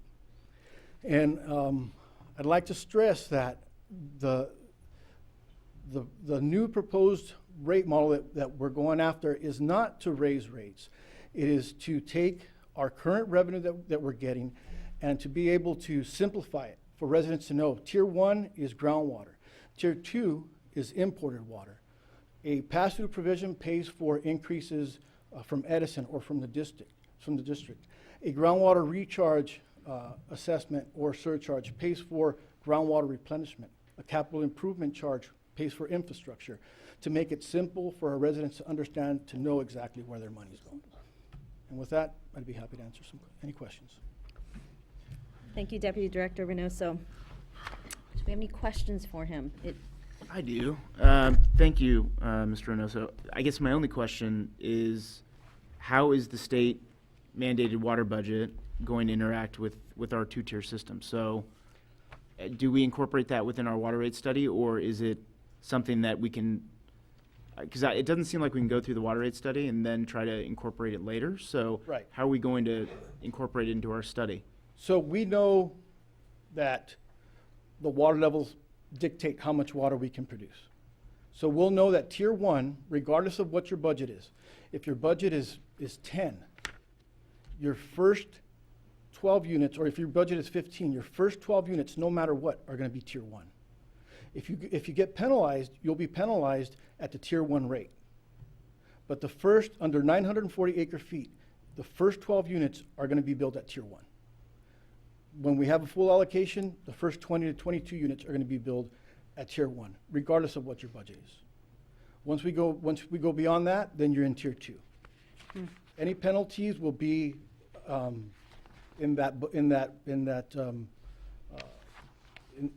tier that you're at. So putting the two-tiered rate structure aside, we are going to institute certain, water budgets for each household based on a metric of indoor and outdoor, correct? The way that the state is modeling, or after the governor signed that executive order, and I attended a workshop about 3 weeks ago, that is a direction that the state is headed. One way to put it is we could build a desalination plant and move the Pacific Ocean into our spreading grounds. That doesn't matter.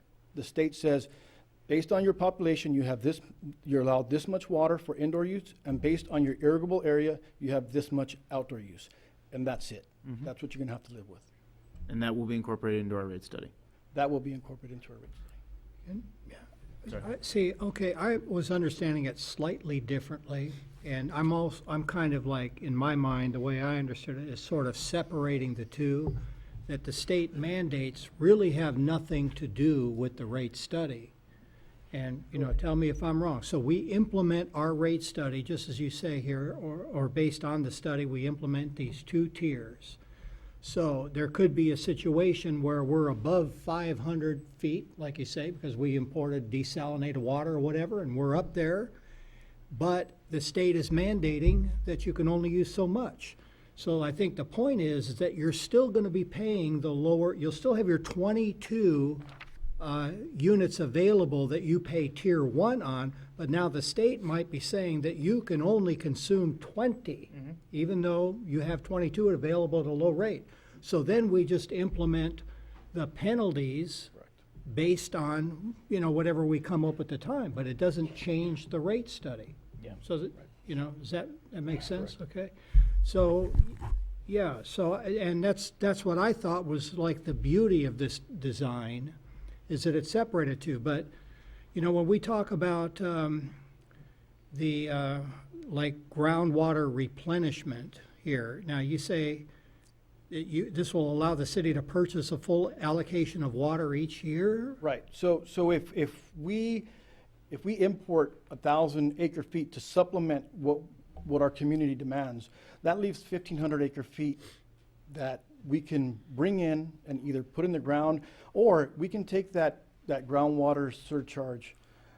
And if the district has available water, we have a year like this where they're going to import excess water, we could spread it, we can purchase it and have it stored in the main basin, and that really diversifies our water portfolio and sets us up for future years of drought. Okay, the reason I'm asking, because the way I kind of understood what you wrote here, we would be buying that water and percolating in it to the Santa Anita sub-area, and my concern was, then we push that water level above 500 feet, now Arcadia gets to pump their full allocation because we put the water in. And I know we would still have the rights to the water we put in, but we dip below 500 again, and then we've got all this water that we paid for that is ours on paper that we're going to use eventually, but then again, we're restricted from pulling it out, So, have you thought that through and how that would work, or? We have thought that through, and there has been discussion with Arcadia to share into the cost of buying or purchasing that imported water for beneficial purposes. So those are things that are still in the works. Yeah. Okay, good. But I think the key here is that it's a pass-through charge. You'll have that as a separate line item on the bill, which is a recharge surcharge or something like that. Okay. Okay, then let's see, one other thing here. Actually, Councilmember Coach, if I can, just to follow up on that piece, since you're on there, would the idea though be to ensure that we're not going to do this one big time charge to customers, seeing how we can spread that through? Because if you have a pass-through provision, a groundwater replenishment, and a capital improvement charge all at one time, and folks that are on fixed incomes can't anticipate for that, how are you looking at spreading that throughout the year? So we see that our our revenues, the way our revenues coming in now, taking into account all our revenues coming in now, it meets our operations. That's why we say that we're not looking to boost revenue. We want to take the revenue we're getting now and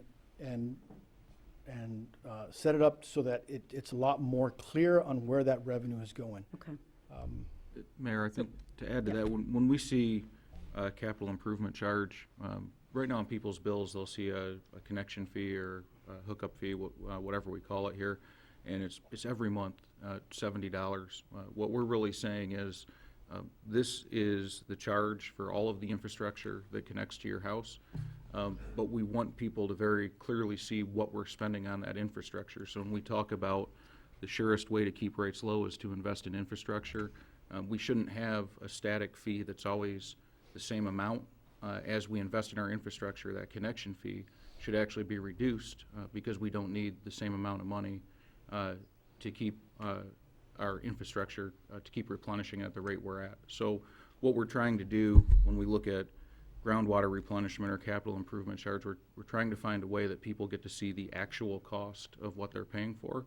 And we're trying to move away from a static model of this is what it is because that's what it was last year, that's what it'll be next year. We want people to see what they're actually paying for or not paying for. Good. So it's a breakdown for every billing. It's not like, oh, in September, we're going to charge for the groundwater replenishment and everyone's going to get a one-time hit. So it's looking at entire year's budget. Right. Great, thank you. Sorry. Okay, yeah, just on the conservation surcharge again, so just so I understand how that works. So say we're producing or billing for, say, 3,000 acre feet a year, and the state comes by and says, we're under conservation rules, you can only pump 2,500 per year. So are we going to make a calculation of how much revenue we're going to lose between the 3,000 and the 2,500, and then impose a surcharge based on that? So exactly. So what we'd like to see is for Raptalis to build in, if the state says there's a 5% reduction or a 10% reduction, that they would say that 5% reduction equates to X amount of revenue. Okay. And we would need to make up that revenue. Okay, good. Okay, so understood. Now, you find you have to impose penalties to get you down to 2,500. Where will that money go? So because our rates are going to be set up to cover our cost, so any penalties will be put into some type of conservation program, whether it's AMI, whether it's a program to retrofit homes with ultra-low flush toilets for landscaping, but that penalty money will be set aside specifically for conservation programs. Good, okay. I think that clears up a lot of concerns about, well, I mean, I'm sure not everybody's going to be happy with, paying the conservation surcharge, but I think this is a way better way to handle it than what we're doing right now, which is essentially using the penalties to make up for the shortfall of revenue. Okay, good. So I do have a question. I just want to make sure I understand this in my mind. So we'll have a tier, we'll have a cost for the indoor water, our allotment, and then there'll be a cost which will be a little bit more expensive for the outdoor water. It'll be the. So you will have, tier 1 is based on groundwater and groundwater alone. Okay. So, and tier 2 would be the full cost of importing water, treating and distributing that. So the tier 2 water is going to be more expensive than the tier 1 water, right? So basically what we're saying is for those people who really like their lawns and want to water, they'll have the opportunity to do so without having to pay a penalty. They'll just have to pay a higher cost for that. And then we're not punishing those people who don't have the big yards or have gone to drought resistant. Right. Okay, thank you. So the rates for tier 2 water will be high enough to give people like myself who have large lawns an incentive to find more efficient uses for water, right? That's the whole idea of this. We're going to let people make choices, but we're also kind of building in incentives to be more conservative with their water. Correct. Well, I think what it's going to do too is when there is a lot of water available, we're essentially passing that savings on to the customers. So when there's water available, hey, it's there, go ahead and use it and pay the lower rate because we're not paying the money to import it. We pass it along. I think that's the beauty of this too. you know? Right, when we reach our full allocation, everybody benefits by being in tier 1 for 22 units as opposed to 12 units. Now, the drawback is we've got all this water, but the state imposes a restriction on you, and it's there, it's cheap, but you can't use it, you know? But who knows how long that's going to last, though? We don't know. That was an executive order. Yeah. Be interesting to see how the legislature reacts to that. One thing I'm still not really clear on then is, so we're going to go through this water rate study. Right now, everyone has their individual allocation. Let's say mine's 22, whatever it is. After we go through that water rate study, is that completely, what is the allocation going to be for household A, household B, household C? And is that going to be affected by the water rate study? Because I think what's really confusing to folks is, when we change the target on them, right? When all of a sudden they were living within a certain number, and then all of a sudden it changes, whether the state is imposing something or we are. So it seems like we want to, whatever that number is going to be set after the water rate study, we don't want to keep changing it on Correct. folks, right? Right. So how are we doing that? So we know what our indoor water allocation is going to be. And the state can potentially change our allocation every year based on those 3 conditions. One of the things that we're going to look at is get a true reflection of what our population is. So residents will be able to, let's say that the rate study determines that we have two people per household. People will be able to adjust that and provide some type of verification to say that I have 3 or 4. So as our population grows or changes, we'll submit those numbers on a monthly basis to the state, and then annually our allocations can increase.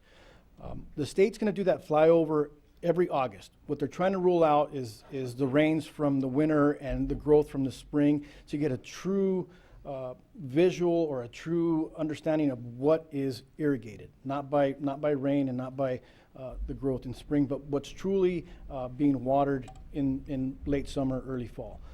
So they're going to come up with, there's a formula that takes evapotranspiration rates and Yeah. so they're going to come up with the number that they're going to give us for outdoor use. We take the lot sizes, group them by bins, and then again, each bin would have an outdoor allocation. So you would combine your indoor use with your lot bin allocation, and that would give you your target for the year. And we will set that number when? At the beginning of each year at a certain date? And are we giving, this might be getting a little ahead of the game here because this might not be part of the water rate study, but to me, we had always done those two always were in conjunction, at least in our old, 3-tiered structure. So working with Reptalis, and they have they have a lot of experience in doing this lot size bin allocations. We'll get a pretty good understanding of what our outdoor allocation is going to be. So we'll have at least a base. So when the state comes in and sets our outdoor allocation, hopefully we'll be in the ballpark, and we'll be pretty close. I'm hoping that we have one allocation for the year, that the state says they're going to do their flyover in the middle of summer, the hottest part of the year.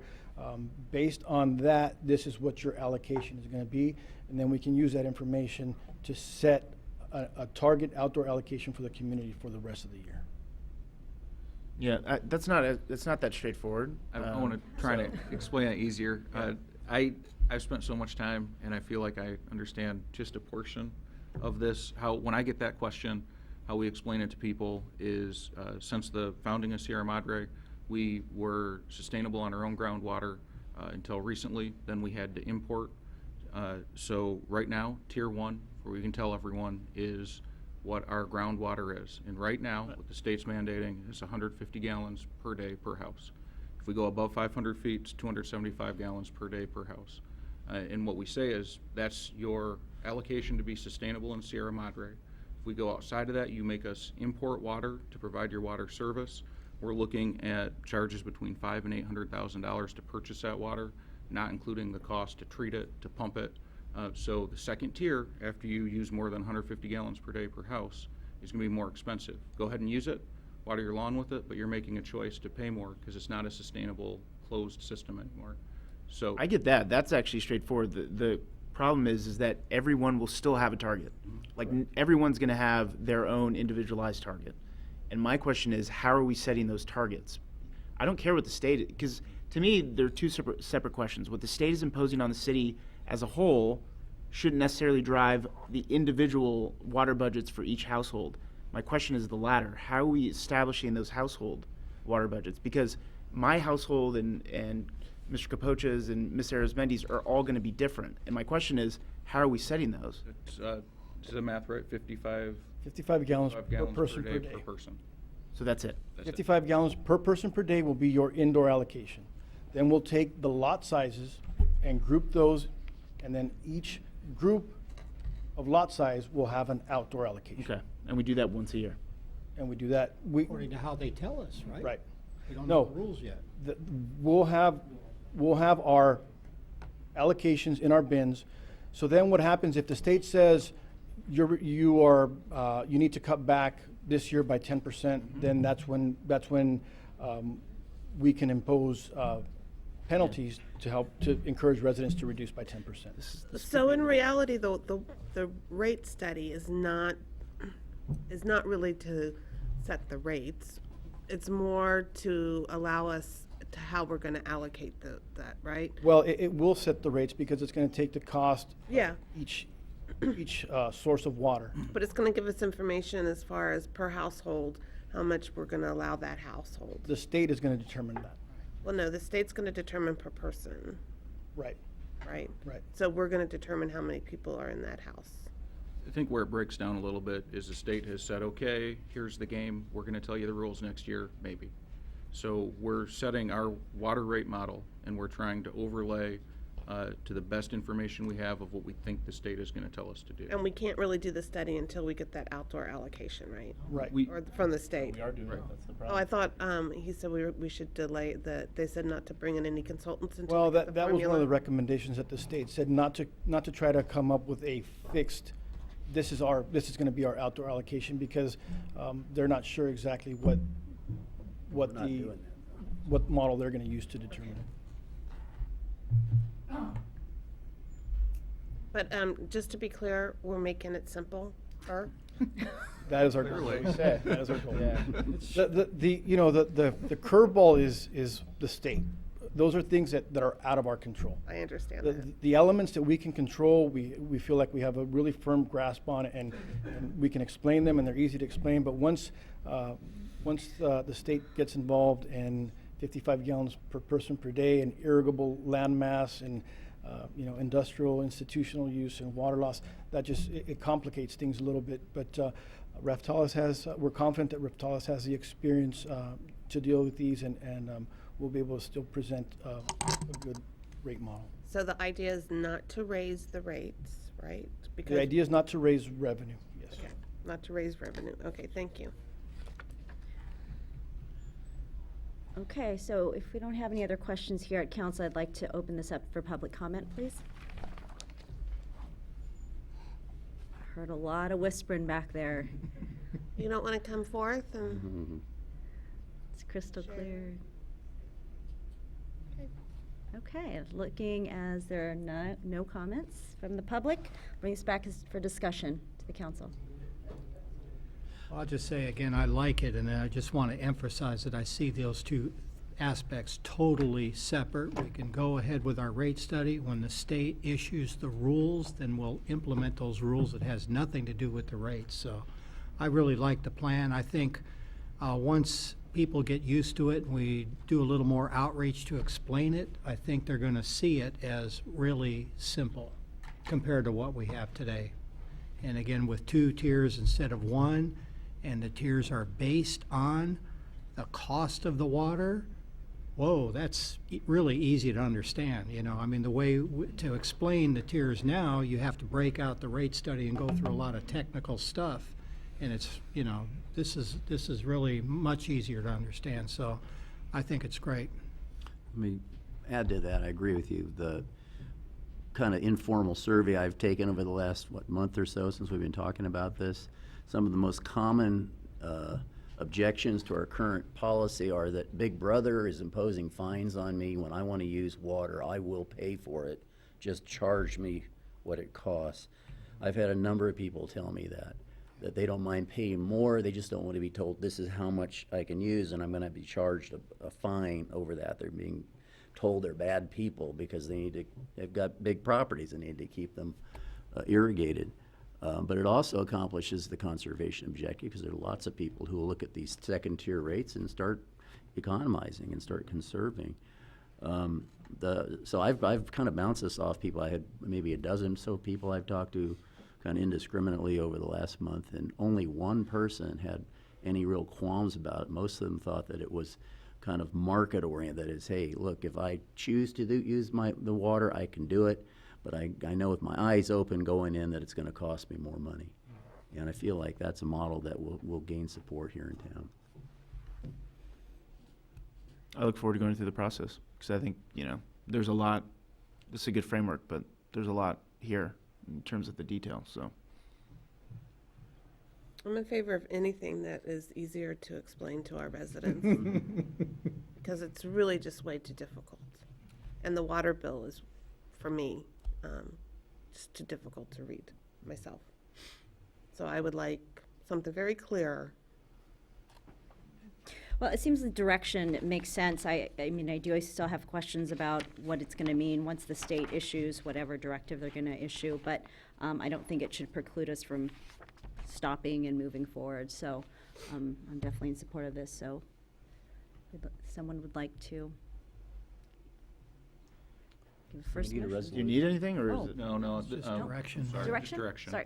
Okay, and now hopefully this is going to result in a lower cost to Raftellus since we've boiled it down to one plan they don't have to give us options. We already have bins, I mean. Yeah. Yeah. Okay, so staff has direction and. Go forth. Great, so I know we have one item, and it looks like that is the item most folks are here for. We're gonna take a 5-minute break. I know, but it's hard to sit up here for a couple hours without doing a little personal business. So we'll do a 5 minutes, we'll be right back, and we'll continue in that last item.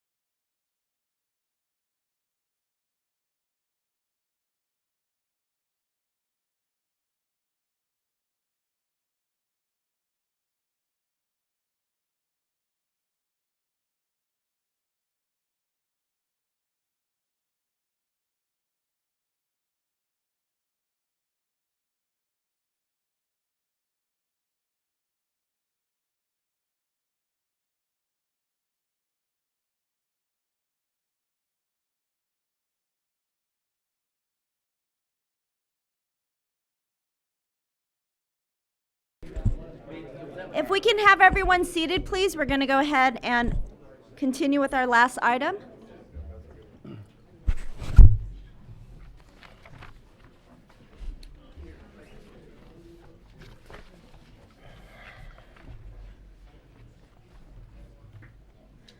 Okay, and so we have our discussion item of rent stabilization policy, and it looks like we will have Planning Community Preservation Director Gonzalez presenting on this item.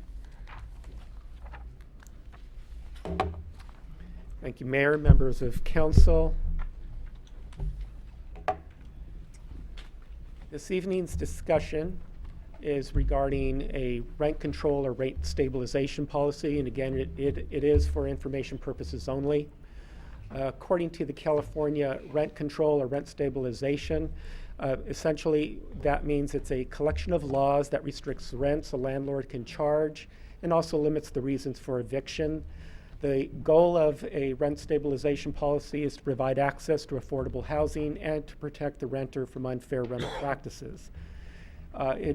The state of California has determined that this is a local issue, so it's up to the local jurisdiction individually to determine if they would like to implement some form of rent control stabilization policy. There are currently 15 California cities with some form of rate stabilization regulation. The table here illustrates those locations both in Northern California and Southern California. And as you can see, there are no properties located within the San Gabriel Valley. One of the questions that comes up is how does a jurisdiction determine if they have a problem in terms of escalating rents and need to implement some form of rent control stabilization? One of the factors that is used is to calculate the vacancy rate, and basically the vacancy rate measures the overall housing availability in a community, and the vacancy rate I found doing some of the research was around 5% for rental housing is generally considered a healthy balance between supply and demand for housing. And it also indicated that rent stabilization is really only necessary when vacancy rates in the area are below 5%. So a lower vacancy rate can indicate that households are having difficulty finding affordable housing, which could lead to overcrowding or overpayment. I included this table in the presentation, which indicates the vacancy rates in the San Gabriel Valley, some of the cities that we have here, especially adjacent. I highlighted in purple a few of the cities, including the city of Sierra Madre, and I'm primarily focusing on the vacancy rate. So for Bradbury, they have a vacancy rate of approximately 10%, which is quite high.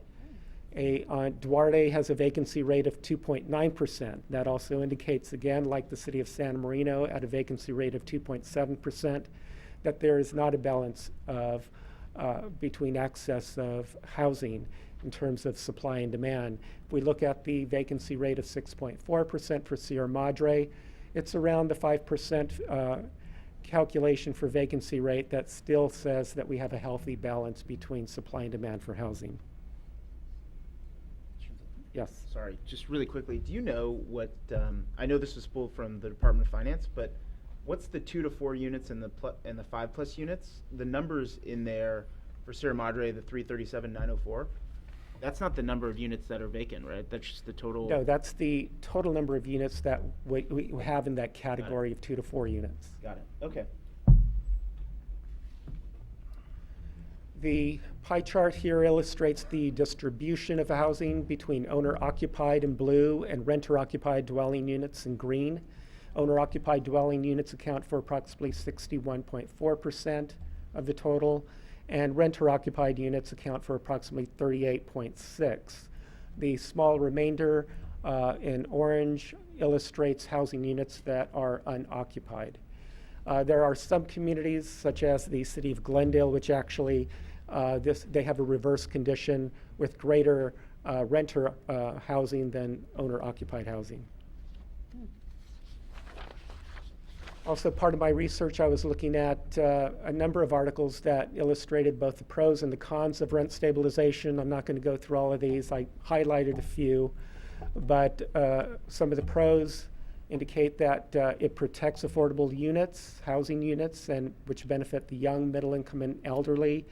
And it also protects the tenant from being taken advantage of. In terms of cons, a tendency of owners to defer repairs and renovations because of the limited prospects for return on their investments, and also a reluctance on the part of owners to build new apartments out of the fear that rent control laws will be extended, in effect reducing the number of rental units on the market. The California rent stabilization policies, not all properties in this category are subject to rent control under state law in California. Property that was issued a certificate of occupancy after February 1st, 1995 is exempt from rent control. State law also exempts tenancies for single-family homes if the tenancy began after January 1st, 1996. And most cities exempt new construction built after the date of the ordinance back to 1995 and owner-occupied buildings with 2 to 4 units. Another big legislative change that was also incorporated into the prior slide was the Costa-Hawkins Rental Housing Act, which was passed by the legislature in 1995, and it's essentially would suspend rent control following a qualifying vacancy and reinstates it for new tenancy, and much of that is coordinated with the Consumer Price Index. Some of the cities that do have a rent stabilization policy also implement or appoint a rent advisory board. The purpose of a rent advisory board is to regulate residential rent increases and to act as a mediation board to resolve renter disputes. Landlords must also register their new rents with a rent control board, and the rent control board still does, or people still could have petitioning abilities to go before the board to ask for increases as an annual adjustment or by an individual rent adjustment granted through the rent control board. The city of Sierra Madre, if we did have a rent stabilization policy, this is something that we would also have to consider and see if we wanted to implement such a procedure. Most cities with rent stabilization policies have a housing department that looks at administering rent stabilization policies or other housing programs such as Section 8 housing, fair housing programs, inclusionary housing, and city subsidized affordable housing programs and first-time homebuyer programs. So that's another thing that we would need to address if we ever went down this path of a stabilization policy. This actually concludes my presentation, and I'm available to answer any questions at this point. Thank you, Director. Do you have any questions from the council? I do. One would be, between Table C and Table B in the report, which does staff think is a more accurate reflection of our vacancy rate here? You know, because Table C, if you take that from our 2014 housing element, it would have our vacancy rate at less than 4%, about 3.5. But if you took the 2017 numbers from the Department of Finance, it would be about 6.5, right? So it's probably not either. It's probably somewhere in between. It's probably in between. I would say that the particular table that we're looking at through the Department of Finance, these are January 1st, 2017 estimates, where the prior table or preceding table is from 2014. So probably closer to the Department of Finance number. Mm-hmm. Okay. And I don't know if staff knows this, but have we as a council in the history of the city considered this as a discussion item or otherwise? I am not aware of that. I believe it was discussed several years ago, nothing recently. Yeah, we have some former mayor in the audience, maybe he knows too, but those are the only questions I have. Thank you. Do we have any other questions from the council members? We haven't done any kind of I'm guessing cost prohibitive, some kind of survey of the rents in our town compared to rents in other towns around us? No, we have not. I'll just say, though, that there has been a recent study done of all the cities in San Gabriel Valley. South Pasadena did it very recently, and we don't have that study here tonight, but we actually do have that data for you. I'd like to see that. Yeah, I'd be interested in that also. Okay. Any other questions? Don't believe so. So I think we will open it up for public comment.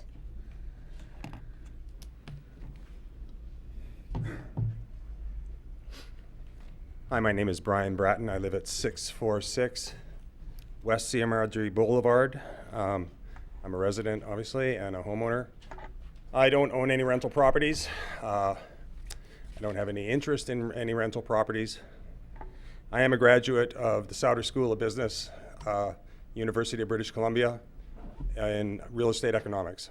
I've spent 40 years doing it. And I came from an area that was very heavily controlled under rent control.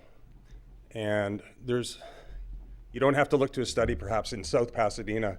You can almost look anywhere, because rent control has been around since at least the 70s. So there's lots of studies that you guys can look at in terms of pros and cons. But I will tell you that it creates a false economy. It won't solve vacancy rates. It will, of course, over time, as the rents are subsidized, it will bring vacancy rates down to zero because people won't leave. You won't have new apartments built because nobody's going to buy or be able to do a development in a competing business atmosphere in an area that has subsidized rent control so that you can't achieve a profit, pay the mortgage, etc. Where I came from, it was brought on for a different reason. It was brought on basically to help subsidize people get into rental housing. So it is what it was called, and it was a form of socialism. It makes the sale of the apartments almost impossible. So if you happen to be a person who bought an apartment or a rental housing or whatever in good faith, thinking that you would be driven by market forces, all of a sudden those market forces disappear, and other people aren't encouraged to buy your investment because of the fact that there's no capital appreciation, which is driven by income. And capitalized income is how basically commercial properties sell. Creates a tremendous amount of red tape and bureaucracy, because before you know it, what seems like a very simple measure all of a sudden becomes a measure that you have to enact more and more rules and regulations. Because unfortunately, subsidies get taken advantage of.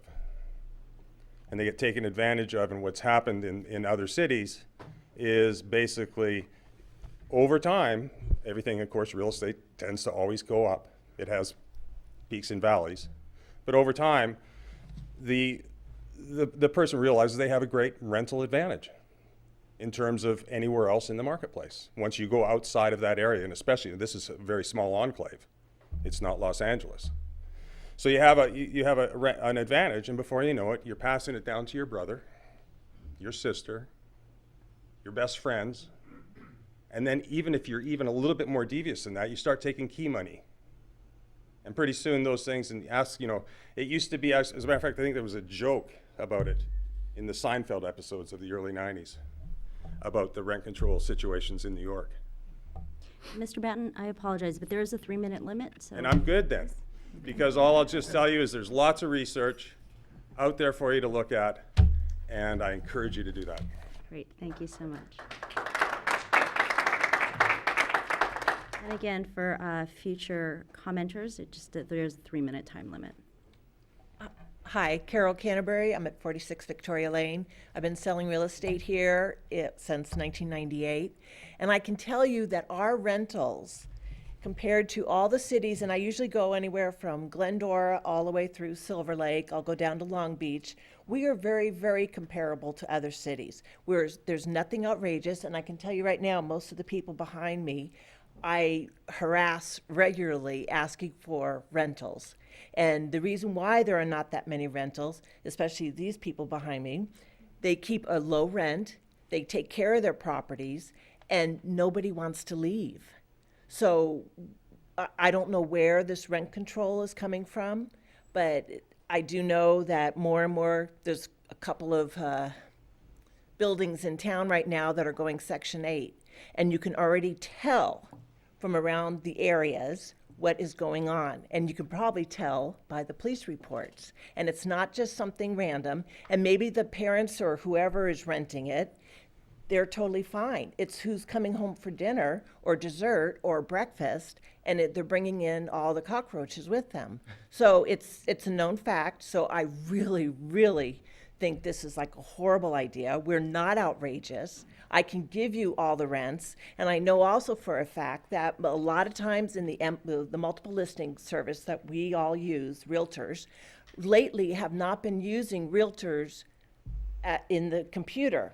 So basically people would rather have a verbal referral saying, you know, this is my brother, this is so-and-so, than just random people coming up, you know, and putting in applications. So anyway, so be it what it may, that's my story. Thank you. Thank you.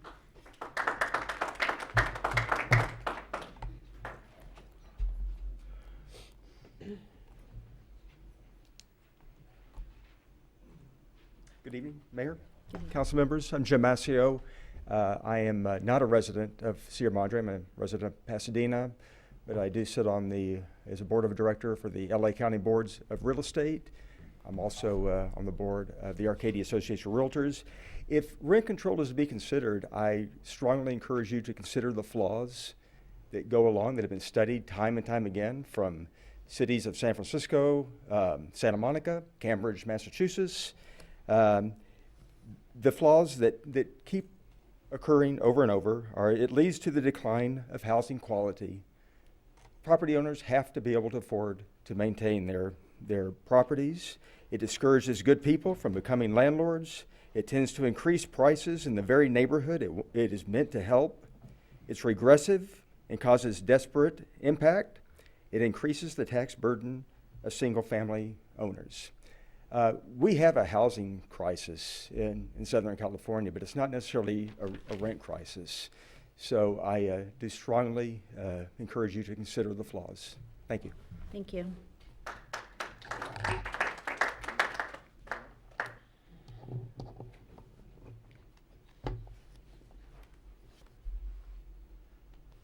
Good evening, Mayor Arizmendi and council members. I'm Barry Gold. Live at 441 Ramona Avenue. I know you all got the letter I sent you. Basically, it was to try to demonstrate that the idea of a rent control is to create affordable housing for people, and actually what it does is the complete opposite. And there are many reasons which I enumerated in what I sent you. Obviously, the most important one is that an apartment owner will see his income go down each year. There's no incentive to build more units. The reason rents in some areas are high is because there's a shortage of units. There'll even be fewer units if you have rent control.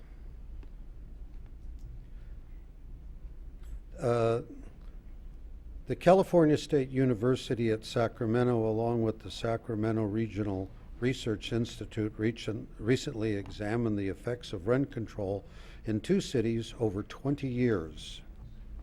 They determined that the rental housing supply in Santa Monica over that time fell by over 8%, and that in Berkeley it fell by over 7%, demonstrating exactly what those of us who have been around this issue for a long time, and I have managed for the last 15 years a small rental property, there will be fewer apartments for people to rent if you impose rent control, because there's no incentive to create more then. And since there'll be fewer, the rents will actually go higher. If you didn't have rent control in the state of California, there would be a lot more people building units. There'd be a glut of them after a while. Rents would go way down. So that is demonstrated by a lot of studies. One other reason why there'll be fewer units is a lot of apartment owners just get fed up with rent control. The building I manage in Los Angeles under rent stabilization ordinance, last year we were allowed to raise 3%. That doesn't begin to cover our increased costs of managing the property. So the owner makes less every year. So some apartment owners are transferring their buildings, converting them into condominiums instead, which is taking more units off the market. Thank you for your time. Thank you, Mr. Gold.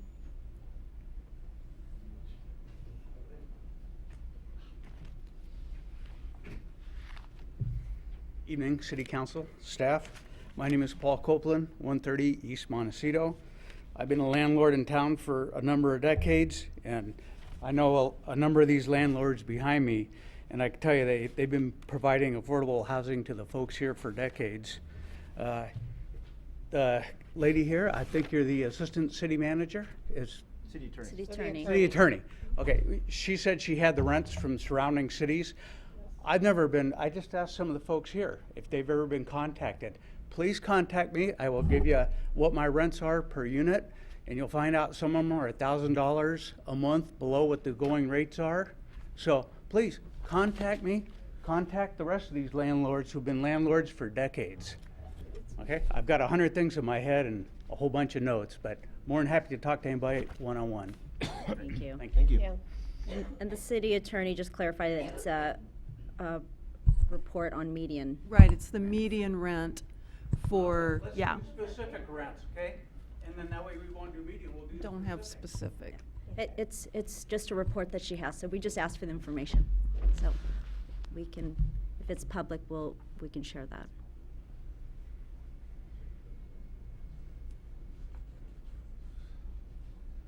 Mayor, City Council, my name is Derek Bush. I live in Sierra Madre.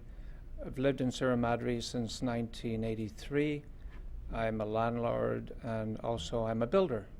And over the last number of years, I've worked in the city of Los Angeles, and with all the building that's going on, as far as a lot of the housing that that's come on the market, a lot of them right now are rent control. I've remodeled a few of them, primarily because the owners that I'm working for paid the tenants, the rent control tenants, to leave. Pretty much they accepted a dollar sum and they moved on. In some cases, nothing's been done to the houses for, I'd say, 40 years. They're so bad. The landlords felt that the rents were so low that there was no real incentive, just like this gentleman mentioned, there was no incentive to maintain the buildings because of the return on the investment. Actually, some of the buildings that my clients now own were auctioned. They were in such bad shape. The city of Los Angeles had actually red tagged 2 of the buildings. So I don't see rent control as a fix. See rent control as basically it's an obstacle. As far as affordable housing, and this was kicked around a number of years ago here in Sierra Madre, affordable housing can be achieved, but the only way I see it can be achieved is for properties or lots in town to be upzoned, where it gives the incentive for builders to come in and build housing. Now, for a piece of property to be upzoned and to be called multifamily housing, way and above our R3 code, there's an incentive there. So the city can actually direct this. There is a way forward of creating housing if we really want to do that. But the fact of rent control, I believe it's actually taking it at the wrong end. That's what I have to say. Thank you for listening. Thank you.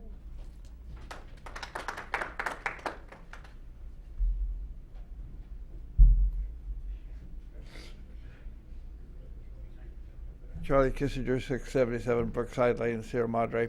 I just have a few little rental properties, but I have a fellow just moving out. It's been there 10.5 years. I've raised it $50. And every time I tell my tenants why I've raised my rents, it's utilities, water, gas, and insurance.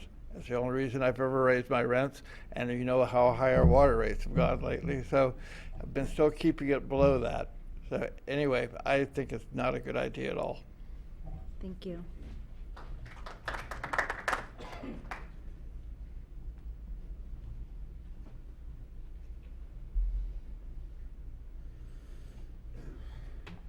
Hello, Sean Gordikian, 236 Wynwood Lane. I'm not a landlord in town. I listened to the presentation. I wondered to myself, what was the problem that this is allegedly trying to fix? I didn't quite ring clear to me. It sounds like there's a lot of cons, and I won't reiterate, but I do echo their sentiments. Tenants, renters have many processes and means to protect themselves. I don't think there's an alleged conspiracy against renters out there. So I don't think there's this real big need to create a new layer of bureaucracy, a new system that needs to be maintained and managed and made sure it doesn't turn into some monster years down the road for some unintended consequences. Like the gentleman before said, there are other means to ends. I would highly, implore you to search out those solutions before adding arbitrarily a new, sort of tool in the toolbox. Thank you. Thank you.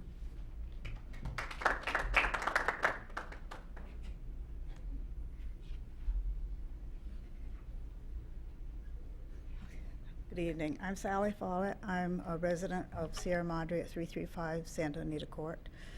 I am a landlady, and I have a couple of thoughts also to add to the discussion, but basically what I think has been said. I think, though, that the experience of rent stabilization resulting in affordable housing is a myth. Cities like for decades have had, and those areas like San Francisco, West Hollywood, Santa Monica, all of those cities are not cheaper for new residents to come into. Any benefit to current renters and to the community is very short term. Rent-controlled areas show, as others have said here, lower property values, poor maintenance, etc. The cost of the city, to the city also, of the regulation, the registration of apartments and all of that must be considered because it will be very high. Also, my other point that I really want to make is that most landlords are very ordinary people. They invest in rentals for the opportunity to perhaps have a better retirement, and they have to invest in those rentals for probably more than 30 years to actually see that return. The investment into rentals carries responsibilities and liabilities that homeowners and tenants do not have, and that's often given as the reason not to own apartments. About 5 years ago, it was hard to find tenants. We had to reduce rents. We had to lower our standards for qualifying. We had to take dogs. We had to give incentives, all of these things to keep our units full, and that shows that the supply of renters does ebb and flow with the economy. No relief at that time was offered to landlords. Now rents have increased a lot within the last especially 12 months. Landlord expenses have also increased. Utilities, insurance here in the foothills is much higher. All of these things, maintenance, none of this is in the control of the landlord. And these rents that are increasing also show that wages are not keeping up. Tenants are struggling, especially older people who are getting their first units, families, but is the solution to take from one person, the landlord, to solve a community problem? might be the community better served by financially assisting individuals on a case-by-case need, making it easier to increase housing supply by upzoning and increasing wages in the community. Is it the individual landlord's responsibility to keep the tenant in their home any more than it is the extended families or the communities? I also wanted to thank the Mountain View paper for having a good write-up on this. Thank you. Thank you.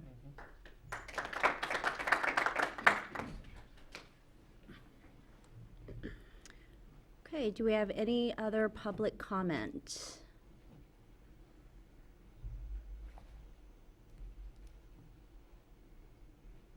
Good evening, Mayor, City Council, and Sierra Madrians. I'm Ellen Burry. I live on Baldwin. I'm a real estate broker with HomeSmart Professional Partners. Since this issue began several weeks ago, I talked personally to the gentleman that instigated it, and I suggested to him that he should maybe investigate the senior affordable apartments over here on Esperanza. And his reply to me was that he wasn't willing to give them all his financials. He'd been over there. He's also stated that he believes the landlords are greedy. Well, I believe the landlords could get really greedy, because if the rent control is instigated, they will have 90 days before that goes into position, and all the landlords can raise their rent as high as they went as the cap. Then they can bring it down as they perceive to do so. I also think this was a great meeting talking about the water supply and the sewer. Our landlords here in town, very few of them charge the tenants for water and sewer and repairs, and they haven't raised the rents. If you talk to the landlords in town, and there are a lot of them back here, their rents have stayed steady for years, and they have not raised any of those rents in conjunction with our water prices going up. So I think we need to take a really hard look at that 55% of the property tax that's going into our general fund, and see if we're going to have that decrease when our rental properties start looking really shabby and aren't taken care of by the landlords. Thank you. Thank you.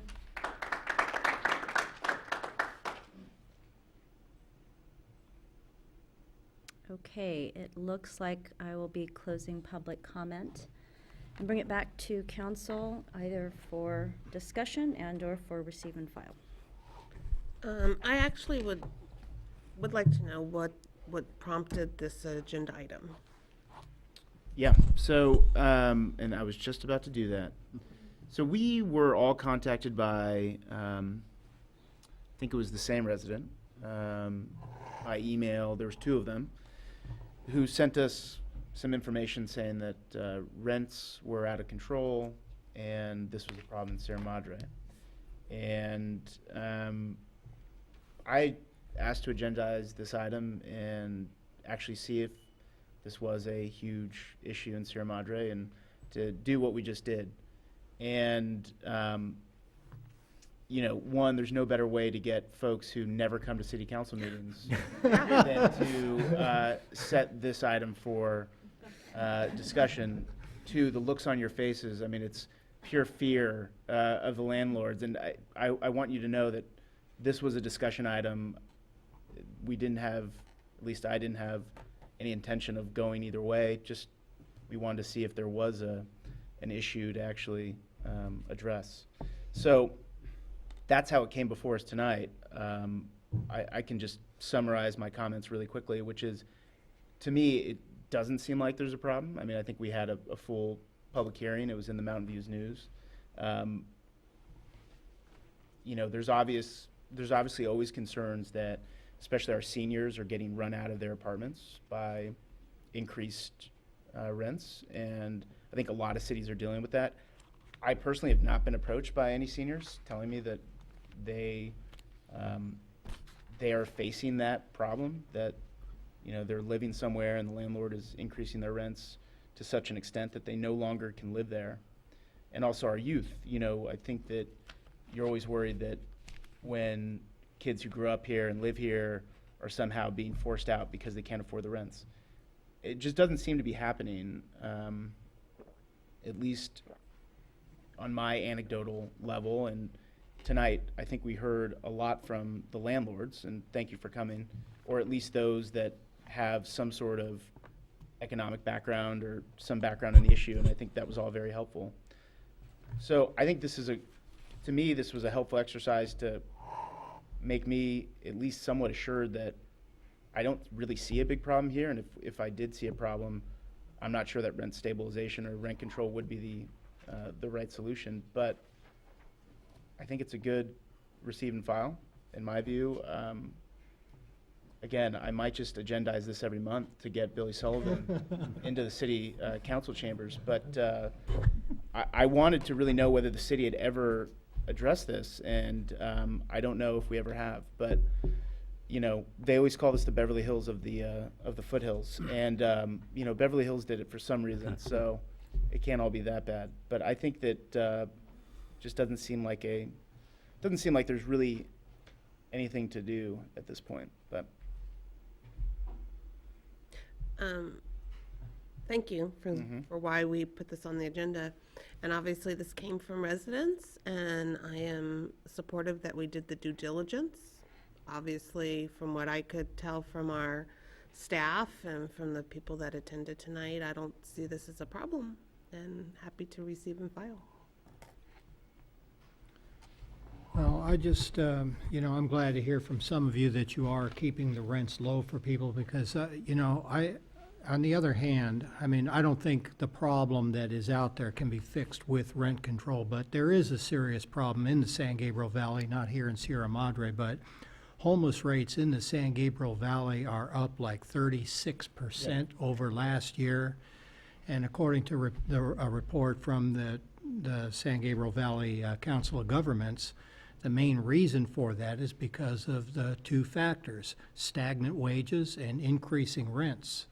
So, you know, the problem of increasing rents is real, even though that we've got some great folks here that have, take their tenants into consideration and keep the rents reasonable. But you know that, you know, hedge funds have been buying up property and, you know, securitizing it and driving rents up that way too. And it's not specifically a problem here in Sierra Madre, but it is a growing problem. So I just want to make that comment to say that, you know, I really do have sympathy for those that are getting pushed out of their homes because of rising rents and stagnating wages. But I don't think that rent control here in Sierra Madre is really going to help that problem. But just for the record, I think this is a big issue that California and the nation is facing. Add my 10 cents worth. Seems to me the problem is very obvious. We are not willing to build homes for people anymore for a variety of reasons. The regulations in this state are well known, and this community has participated in that. While I've been on the council, we've made it harder to build in this city, and that is crunching the availability of units, not just apartments, but single-family dwellings. And I think this is a classic case of supply and demand. There's just not enough units out there in Sierra Madre and throughout this general area. And I hope this will inform our next discussion of development issues here in the city, because it seems to me that rent control is a symptom of a larger problem. And this is a problem the entire California coastal region is facing, a shortage of housing. And it's driving some people out of the state because they simply, corporations can't hire people to work here because the rents and the housing costs are so high, people won't move here to go to work here. This is a very serious problem. And we're not going to solve it here in Sierra Madre. Our 11,000 person hamlet is not going to put a dent in that larger market. But I think this is a very big issue that needs to be addressed. But rent control I don't see as the reason, the way to do that. And I don't think I need to reiterate much of what my colleagues have said, because I think I agree with a lot of it. Housing is an issue. It's a larger issue than just what's happening in Sierra Madre. But I really think it was a good process, and you know, it is, I believe personally for me, and I assume my council members here will say the same thing, but this is our responsibility to be really able to have these discussion items, especially when residents bring up as an issue. So again, it was a good practice. I'm glad that we had this discussion. It was great to see civic input and engagement, and I kind of like Councilmember Harabedian's idea of just putting something really exciting on every other month so we can get folks out. I haven't seen was this much really energy great in a to long see time. all of Yeah. you. Really. But given that, it looks like this will be a receive and file item. Okay. Thank you. All right. So I think that concludes our agenda. Do we have any new items? I would like to put an item on agenda having to do with the review of our San Gabriel Valley National Monument. I'd like to have a council discussion on if we want to follow up on our earlier actions we took, 2 years ago with a letter. I'll second that. Yeah. Okay. One more thing too is, again, I forgot to mention it during discussion, but this came out of the COG, is that, what is it called, where we buy the energy from? Yeah. Yep. And that is moving forward, so the LA County is about to enter into that joint JPIA to do this. And I think there's like a 90-day window where we can jump in, any city can jump in and be part of the board that makes decisions going forward. I personally don't think we want to, but I think maybe we should agendize it and just talk about it and formally weigh in as a council whether we want to be part of that, at least initially. We still can get in later, but this would be to put somebody on the board that will set the rules of how it's going to be implemented. Good. Okay. Great. I'm sorry, I had a hard, which board?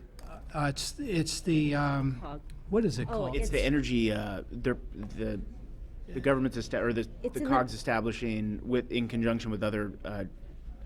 The county. It's The in your county, email, yeah. right? In the memo. It's in the email. Oh, okay. It's in the email. Yeah, right. It's to buy energy at lower cost. Yeah, I did for- read it. Yeah. Oh, okay. Yeah. I know what you're talking about. Okay. I forget what it's called too, but. Okay, so we have 2 new items, and I think there were a few other items throughout the meeting that I think we'll get some follow-up on. But other than that, it looks like we can adjourn. I will move to adjourn. Second. All in favor? Aye. Aye. Aye. Great, thanks. Passes unanimously. Thanks, Good job, everyone. Madam Mayor.